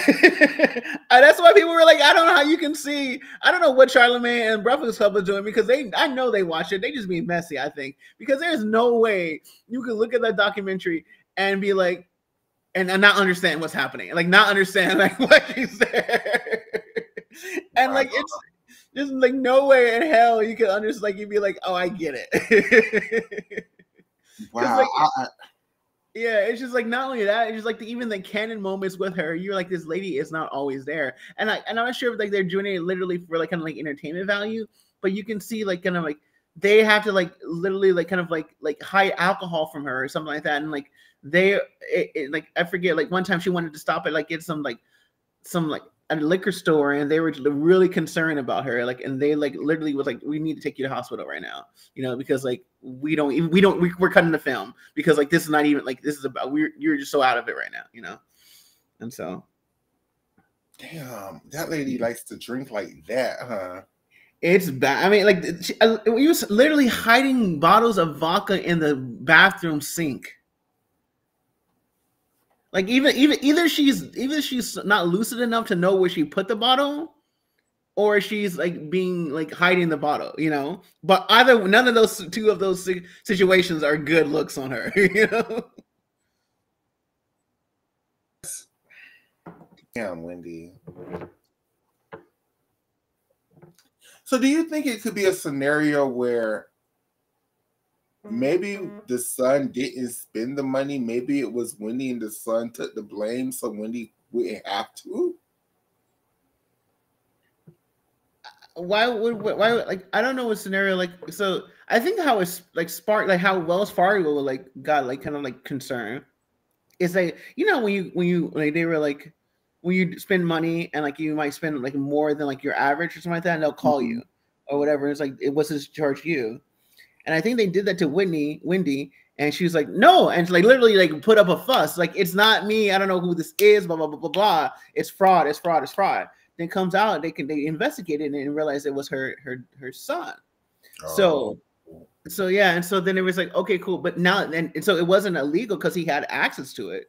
But then they were like, okay, cool. Like we might think something else is going on here. So I don't know. It's like, okay, here. What would you expect Wells Fargo to do in this situation like this? Do you think they acted like appropriately? Under what from like their point of view, if they really feel like Wendy was like being taken advantage of and being manipulated, and she didn't know where her finances were going, she'd been a client of them for a long time, and previously she had like fine tooth combing stuff like that.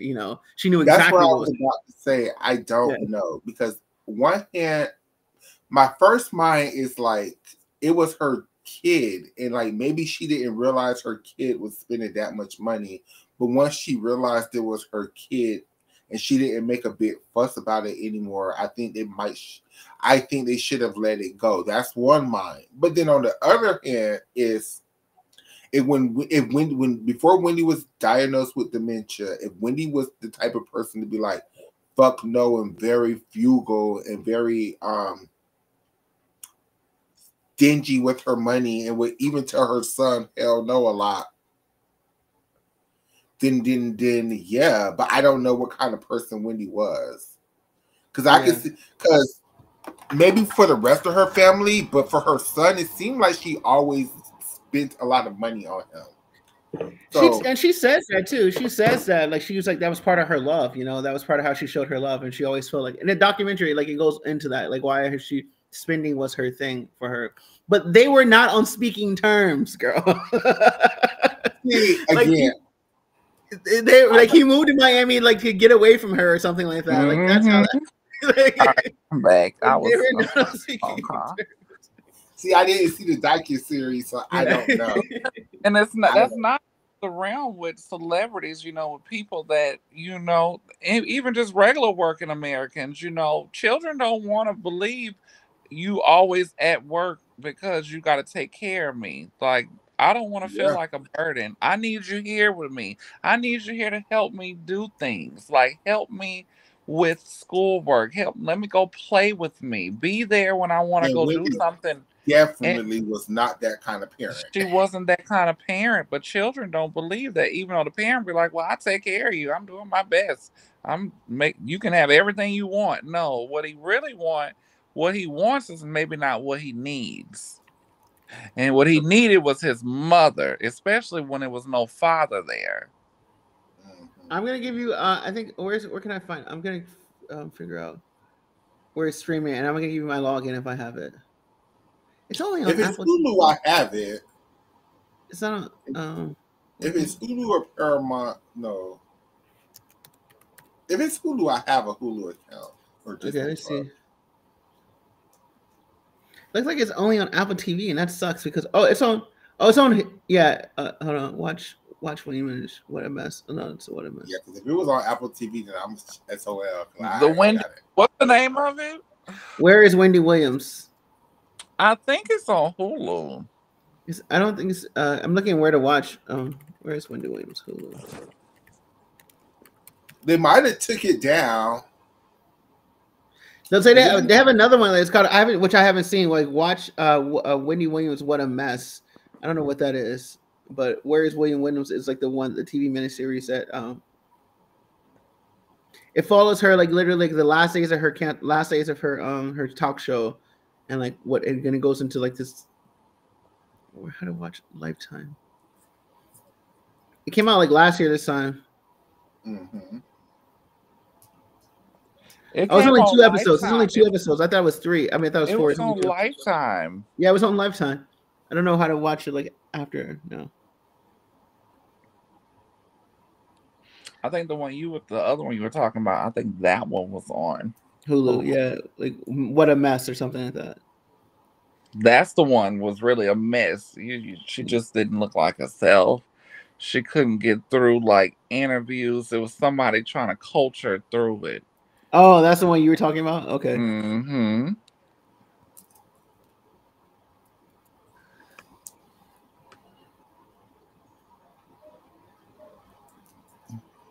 It says you can watch Prime, Apple TV, and other transactional. Amazon Prime. It's on Prime. Yeah, it looks like it's like Prime Video, but I think it might be Prime Video to let's see. If it's on Apple TV, I'll give you my Apple TV login. Do you have Apple TV? I mean, do you have you can just go to Prime. So if it's on Prime, then I should be able to find it. Where is Wendy Williams? It's not on Apple TV either. That's crazy.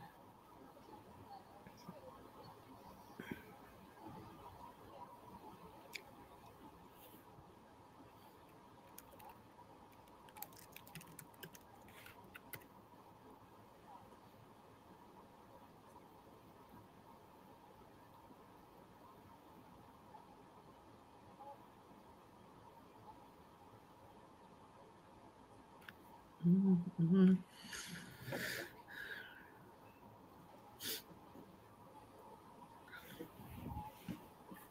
Oh, it's not here. It's not there. It's not on Apple TV either. I'm gonna give this Daily Motion to you. Hold on. Find it on Daily Motion. Where is Wendy Williams?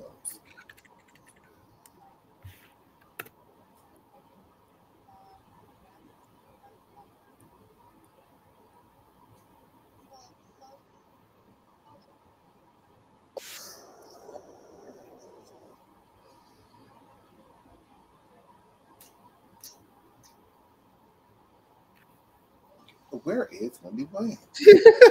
Like, where the fuck is the show? They took it down like everywhere. It looks like.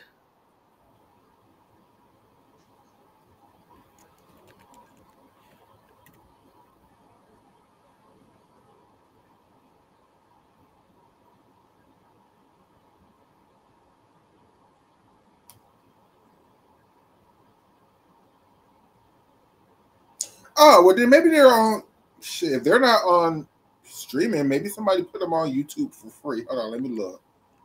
Because people do that. Or maybe you can go to the White Lifetime website and see if it's up there. Where is Wendy Williams? Where it's literally it's like where to watch. Like I've never seen this.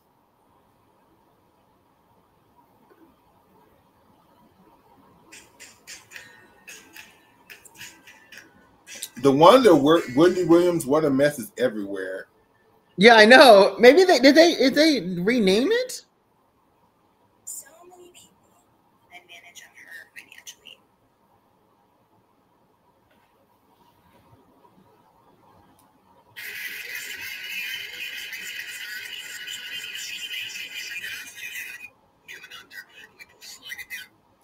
Oh, I think they changed it to what a mess because I think this is the documentary. It's the same thing. Okay, it might be what it is. Let me look at because like. Let me look and see what was it. This? Let me see. Hold on. I can't see that. I'll look it up. I can't see that. I'll look it up.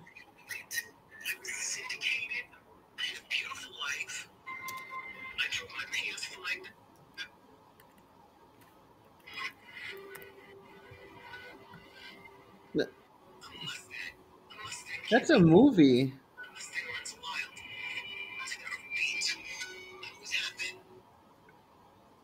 me look at Like the images. one on YouTube, they just put all 3 episodes together because they were. Yeah, 30 that's basically what it is. Yeah. Yeah. It's on YouTube though. It's on YouTube. It's on Hulu. Wait, where is Whitney Williams or What a Mess? What a mess. Yeah. What a mess. I think is the full thing put together. Oh, okay. That would make sense.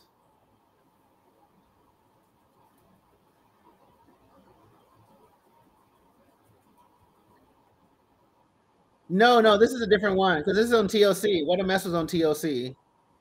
Or hold on.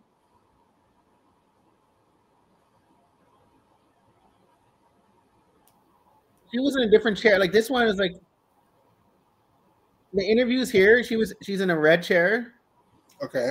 and the interviews in Where's Whitney Williams? Like, hold on, let me see.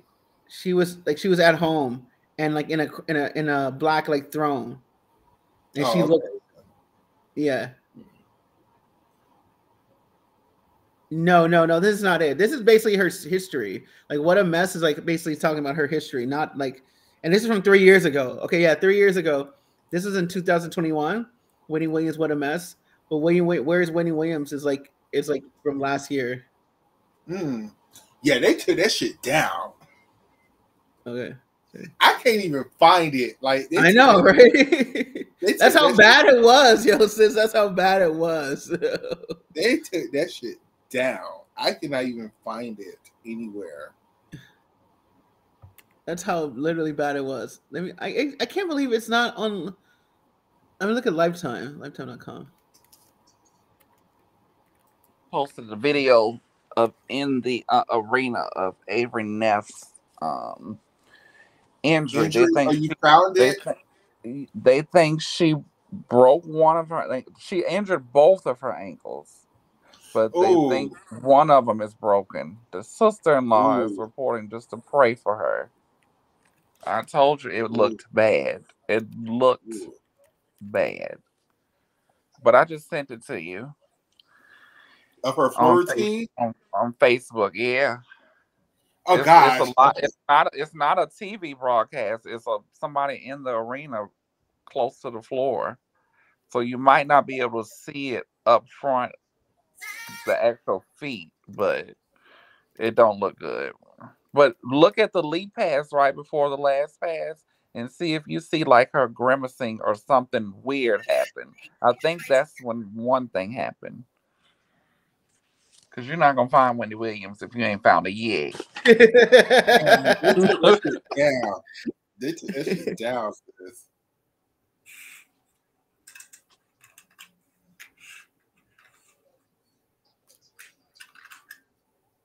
That's crazy, yo. Like, that's so crazy. And so I've been seeing stuff on the internet about Sophia Girl's full dismount off a beam. It is ugly as shit. It's horrible. It's ugly. Horrible. I'm watching Auburn and Arkansas right now. Huh? It's ugly. She has no lift on that, and that skill needs to be gainer. Her gainer is terrible. It is terrible. It's like she's trying to.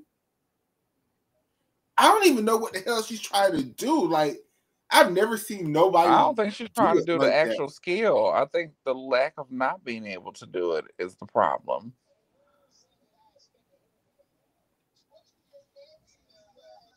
And I just feel, I don't even care if you're a level 10. I just feel like it's so many dismounts that you should really be able to train since you were little. So if you were doing she was doing the aerial. Hey, Shannon, can you tag me into the post? Because I see you tried to send it to me, but for whatever reason, Facebook is not letting me see the video. Because are you in the They're sending me to everything. Are you in the group? What is it? College Gym Fair? Yeah. I think so. Yeah. But it's not. Wait, am I in the damn group? Hold on. They kicked you out. Could be. So what you want me to? So Could- what you want I'm me finding out right to? now. So what you want me to do? Hold on. No, I'm in the group. Let me see if I can find the video on my own. Can you just tag me the person who has the video?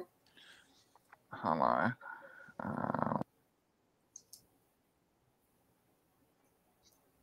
What do you think about John? Did you see the thing that happened to Yul? Yeah, I saw it.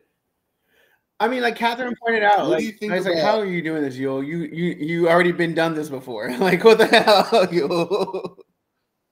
I don't know if he's. I don't know if he's. I can't say that he was like doping. I just think that he's just like not taking this shit seriously, and that's that's not something you can be doing. Like, how you been an elite athlete for two quads, and not know how to do the location thing, whatever it is. But wasn't one of the things he was actually at a competition? You were supposed to let people know that, and you not letting people know this. He was like 3. It's like he missed like 4 or something like that. He missed 4 location things, and or basically like 4 times the inspectors were looking for him over a year, 4 times. I mean, like at a certain point, you're just like, if you're not taking it seriously or you're doping. So which one is it? Because both of those are violations, Damn.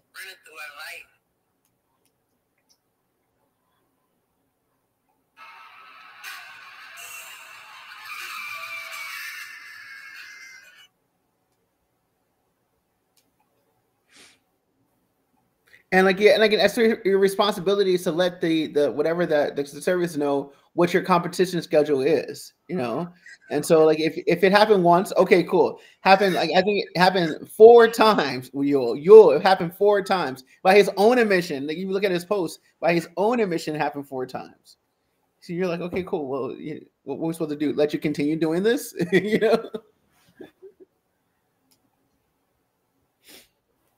Damn, I guess whatever group you're in, I guess I'm not in that group. Yeah. You can still hear me? I can hear you now. Okay, because I was trying to tag you in it, and it said you're not a part of this group. So I tried to invite you to the group, and it's like I can't. So somebody must have you blocked from it, because it must be 2 Damn. It must be 2 different College Gym fan groups. Yeah, it must be, because I'm in this one.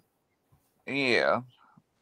I don't think that's the same one, because it's not letting me even find your name to try to invite you to it. Damn, that's fucked up. What did I do? Addicts? Something with me.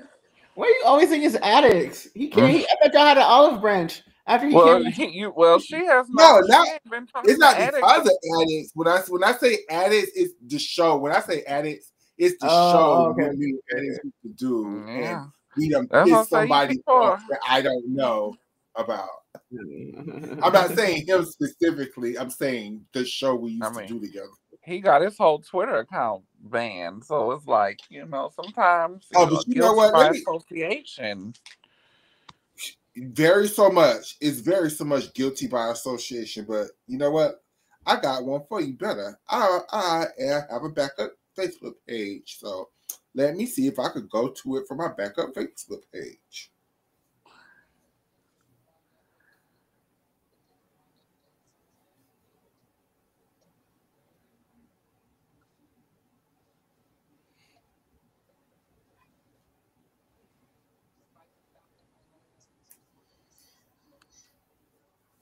Let's see if I'm a member of it there. I don't know. Okay, I like Auburn. They got some clean beam. They just have some clean gymnastics. I like their beam that I'm seeing right now. Now they're not getting 9.9s, but they're really clean. I don't know. Arkansas just looks a mess to me. Arkansas. Yeah. And we had them like the 4th best SEC team at the beginning of the season, and ain't see shit. Just based off, last season, and I don't know another freshman on their team other than Jocelyn.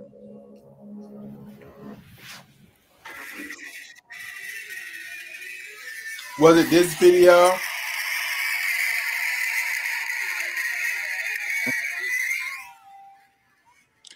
What it say in caps? Did somebody like posted something a bit like a long kind of description? From it's her floor routine. So yeah. Okay, that's fucked up. How am my main? Okay, why do y'all do me like this, gymnastics community? How am I blocked from my main Facebook page, but my backup Facebook page is a part of the damn group? Well, Michaela, that's how you have to. You might have to maneuver like that. You know. Oh, that's what I do. That's what I do. Do you know the people who are in charge of that group? Do you know the moderators of that group? No, but I don't understand why. That's why. And let me stop like, talking. you know, let me stop talking shit before they figure out my backup page and kick me out of the damn group. So I'm so sorry. Go get her! Get her! Get her! I'm not wicked. They are not getting me. I love how you knew exactly what I was saying. They would never bring me down. They would never bring me down. She's a wicked. Get her! No one wants a wicked. So we got to bring her down. Avery does 3 passes. She does, but look at the lead pass right before her final pass. Okay, her second coming pass is her 2.5 twist. Okay, there's the lead pass coming up. Yeah, I'm not entertained by college gymnastics enough to be watching 2 passes. Like I wish I was. Why? College gymnastics is great. But one of those passes is a double tuck. Oh yeah. Because she did not even complete the turn. It started right there. Oh, here go the injury. Okay. Don't look, girl. Woo! Oh, okay. It didn't look as bad. Okay. It looks a lot worse on a broadcast than like that. Yeah, right there it did. Yeah, because you really can't see it based off the shitty camera in the arena. It looks a lot worse on the broadcast. Who's gonna be the first person to put that routine up on Twitter? My ass when I find it. Watch. Me. You can just go to AddExtreme and watch it off the stream. Which routine? Avery Neff, the top recruit of this year's class. She had a really bad. What do you mean when you find it? You have it right there. What do you mean by when you find it? Yeah, that wasn't the best angle of the injury. I'm saying if somebody posts like from the TV broadcast of the injury, and then I'm gonna post it right now when I get it from Addicts. Addicts, you are another one. Let me shut up either. Let me shut up too. No, spill the tea, sis. Spill the tea. Don't shut up. Don't hold back. Don't shut up. Do not force these people. Do not let these people force you to do. No. Don't let them silence you. This is your show. Addicts, how you gonna have my Twitter account blocked, but have other accounts not blocked? But see, don't block other accounts because this is how I watch gymnastics. So I'm gonna shut up. He blocked you on Twitter? He blocked me too. I had to go into his chats one time and be like, Addicts, why do you have me blocked? I had to get Catherine on my side. Catherine was on my side. She was like, why do you have John Perry blocked? Guilty by association. You know that bitch. It was definitely that because I had never talked to him before. You're the devil with Michaela. I just think that's why I try to like filter some things that I say, you know. He came on. What you got? Y'all had a good conversation. Have y'all talked since then? Michaela. Me and Addicts? Yeah. Me and Addicts? Yeah. No. Y'all haven't talked since when he came on the Spaces? Oh, no. We have a conversation about... But he came on the Spaces and like He was like, "Hi, Michaela." I know, right? Remember that? Yeah. Oh, I remember that. Oh, Like, I "Hi, remember that. Michaela." That was like the first time y'all had talked in a long time, right? Yes. Because Addicts did this interview with Donatella, Did Utah happen? and we I'm so sorry. Did Utah happen in the beginning of the night or the end of the night or somewhere in the middle? The night at the end. Number one Jim fan did the Arkansas Auburn meet, so I don't know if he's still doing them, but if it had been one in like the last hour, he's probably not going to do the rest of yeah. it. Have you heard from Oh Boy? Who's that? The other one.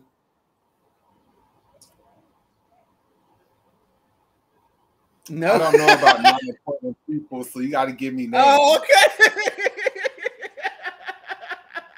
Are you talking about the one that I said had a reckless mouth? I don't know which one you said that reckless of. I don't even remember that name. She knows. I've seen her disappear. The one that the only one that non-important likes the people one that I only talk likes about. black people and black gymnasts. Yeah, that's exactly. We're talking about her. I have like everyone. She's pissed off everyone. She ain't got no safe space nowhere. Yeah. That's why I be trying. I love Urza, but I be trying to like get him to filter his stuff because it can be borderline. A little bit, Yeah. We're talking about that. We're talking about that. Especially about Them it's too many white people. Yeah. When you be like, it's too many white holes and stuff like you can't say stuff like that.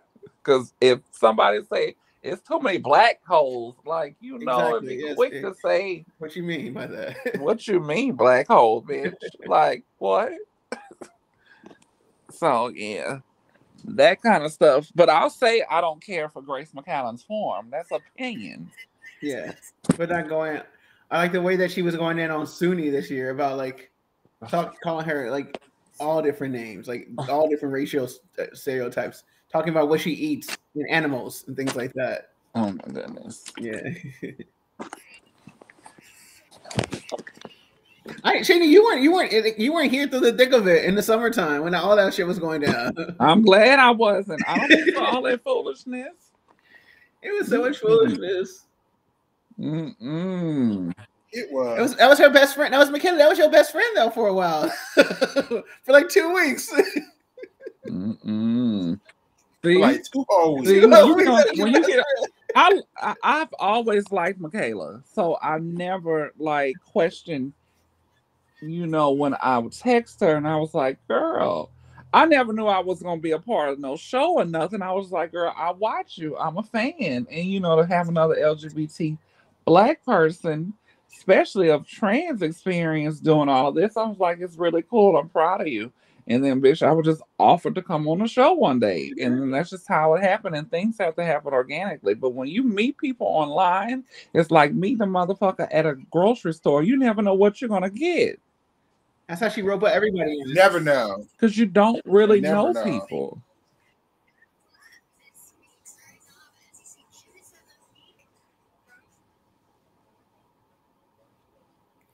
All right, guys, I'm going to get some sleep. I'm supposed to be up at like 8 o'clock in the morning to go buy flowers. Oh. Thank you, John. Pleasure having you guys. Have a good weekend, all right? You have a good weekend, too, and don't be a stranger. You will, too. Bye. John will be on more when Elite comes around, child. He could kill us. That's good, because I ain't going to say I don't care, but I'm going to try with y'all with this Elite shit, but... Yeah, I can't, baby. It's not gonna be that much. I love the NCAA. It just be so much happening at the NCAA. I live. A lot happened tonight. Yeah, I think we could. Yeah, we've been off for about. I know, right? Lot we've been off for about 4 hours. I mean, we did a big chunk on Wendy, but we had already did almost 2.5 hours of NCAA. So 2.5 hours of. Okay. I was like, girl, it's time for a show, girl. I really was just going to like want to call you, and we could have talked about all the teas. But when you was like, you want to do a show, I was like, well, shit, why not? We didn't do one Thursday. So, and you know, you're getting all of this stuff, you know, live and loud in color. So, I know because I still haven't watched a lot of these competitions because, like I said, I fell asleep on it. So I'm gonna go back starting tonight and starting to watch some of this stuff. Definitely Florida LSU is gonna be the very first thing that I watch. So you got me wanting to watch the Oregon State meet with that score that they had because I never know. I want to see that too. I want to see that. I'm finishing up on Arkansas and Auburn.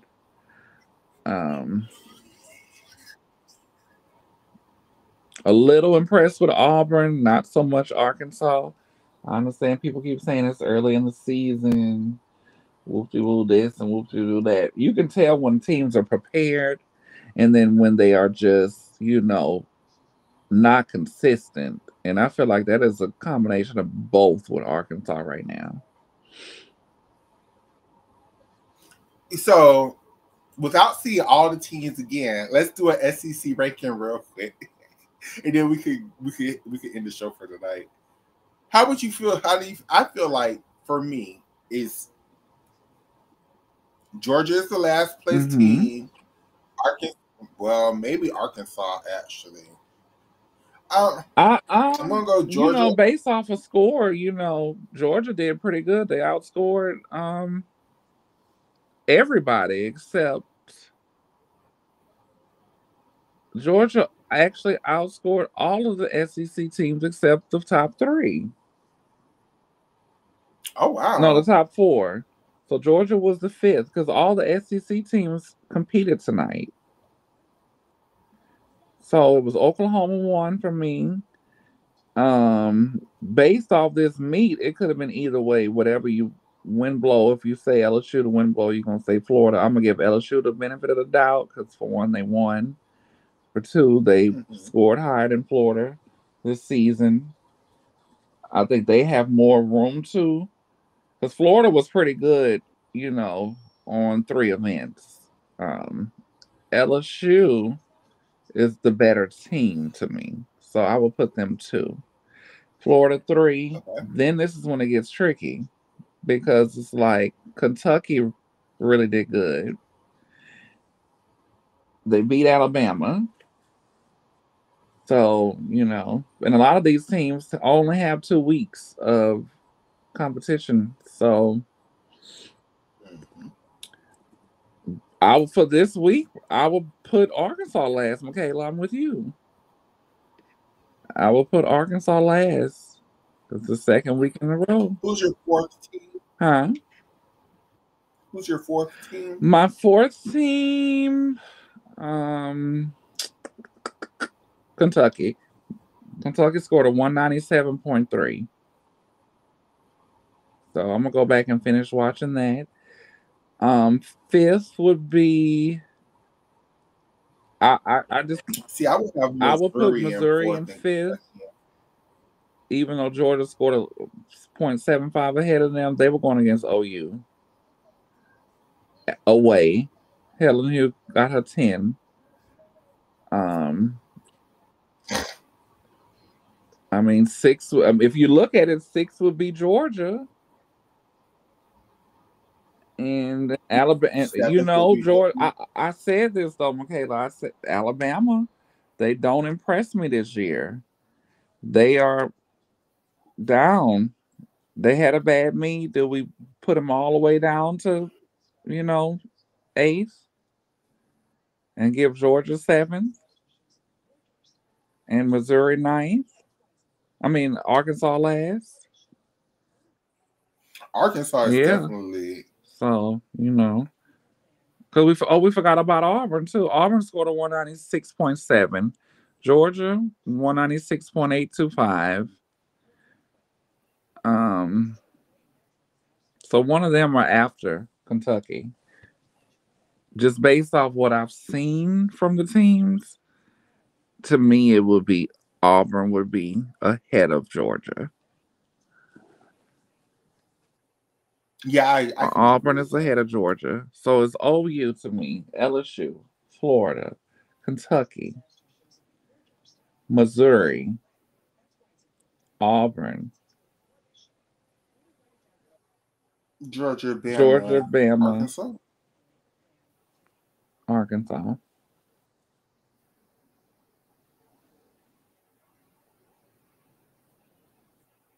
Was it for Utah? Was they the home team or were They they were the the away home team? team. I think they scored a 190.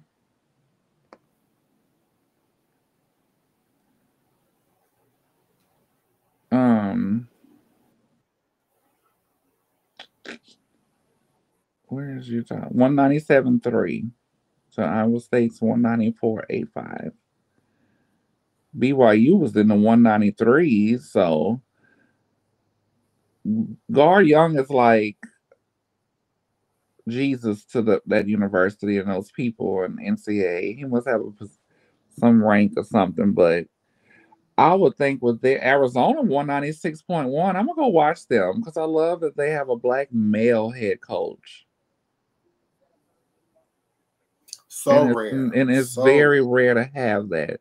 Who was the only other one? Mo Muhammad and one of those California teams had one at one time. I don't know if it was San Jose State, Sacramento State, but it was a black man over one of them at one point in time. But you don't see that often. Black males coaching gymnastics. Yeah. So I definitely want to go back and watch this Arizona meet because that's a pretty decent score for this time of the year, for this season in particular. And hear me out, Michaela, and we can go. This is why I don't just am going to say automatically that Oklahoma is going to win everything. Because even though they have room to improve, I feel like people like LSU, Florida, Michigan State, they have more room to improve. Because Oklahoma is all out with those all arounders. And they just off a year of really dominating. Michaela, they dominated last year with the exception of one meet. And they lost Reagan Smith. But they gained like And Faith Torres is a better. Faith Torres is back. You know, they lost Kat Lavasser, who was a beast and progressed throughout her career. But they gained the best freshman class. And I understand people got to get to where they got to get to, but LSU is without Haley Bryant on events that she's needed on. You have Connor McClain and a limited. Didn't Haley do 3 events tonight? She just did 2. She only did beam and floor. Okay. You know, they need her in that bar lineup. They need her in that vault lineup. They have KJ Johnson who's out. She's needed in that floor lineup. Or you going to go to the depth with people that are not capable of scoring the 9-9s. You don't have Connor. Connor was a 10 on floor almost every week if she wasn't in the first spot. That girl was getting 9.95s and 9.975s throughout the regular season. Then come regionals and nationals, she getting 9.925s and 9.937.5s in the leadoff. So to replace, you know, they have a lot to replace, and LSU is really literally 2-3 tenths behind Oklahoma every meet.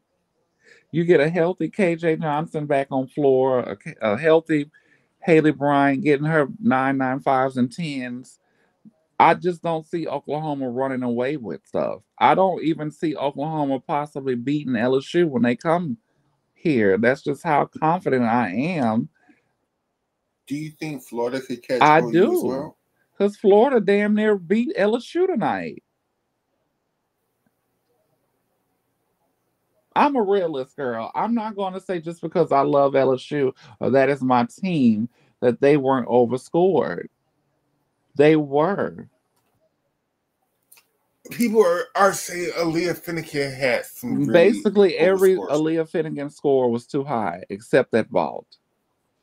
But then, Michaela, when I look at it and interject or be devil's advocate, there were other high scores for Florida as well. So it's like it balances it out. And then people would be like, well, that's the difference in winning and losing. There's no way Aaliyah should have gotten a 995 on floor with a 10th step back for lack of control. But if you really look at it in real time, it just didn't look like it was a lack of control for me, even though it was a step back on a 2.5 punch front. So that's why I say this is going to be interesting. You know, Oklahoma goes to LSU and to Florida. So maybe they'll turn up when, you know, they have that real fierce competition, but I just don't see them like they obviously are the number one team. But who's to say that won't be like that in a month and how a month is going to look? And that's what I love about college gymnastics, because somebody can be great out the gate. Look at Michigan State. They've been good at the beginning of the season the last couple of years. And then stuff start to fizzle out. And then they don't even make nationals. Absolutely. So it's hell, I'm surprised how Michigan State has surpassed Michigan at this point. But that coaching staff is hungry. They moved that gym. They moved their meets to the other gym. It looked like they had a great crowd. The athletic director looked like he's behind the program. That's how these programs, these Division I team, Michigan State is great in other sports, the bigger sports. I don't know about football, but they have great basketball teams there. You know, so when we were talking about Clemson, you know, planning and it don't look put together, because money does that. When you can plan things out and you're not rushing and you have the resources behind you to do it, that's what's happening with Michigan State. Very, very, very true. You know? Very, very, very true. So, we'll be back Monday. Well, I work tomorrow, but I will definitely try to catch up. I work tomorrow too, and I work tomorrow. But Sunday will be my day to catch up on majority of all the meets because I'm off Sunday. We have a holiday Monday, but unfortunately I have to work, but I don't mind it because I'm getting time and a half. And Tuesday I start my new job, so. Dope. So. Monday I work overnight, so I'll be free most of the days to do a show. Then Tuesday and Wednesday I'll be off. Yeah, I'll be able to do the show Monday. I get off early, so I'll be able. And I don't really have any plans to go anywhere for the holiday, so I may just cook something in my house. Yeah, I'm not doing absolutely anything, and I would have better opinions than I had tonight. Like tonight, I really was just listening to what Shayna had to say. But on Monday, I'll have opinions on some of this stuff because I will have watched it by now. By then, I'm sorry. So yeah, everybody, this was lovely. We will see you all Monday. Bye. See you, Shayna. Let me do my outro to the show. If I go outro. Is it this? Oh, that's the background. Oh crap. It is this. Welcome, ladies and gentlemen, to another edition of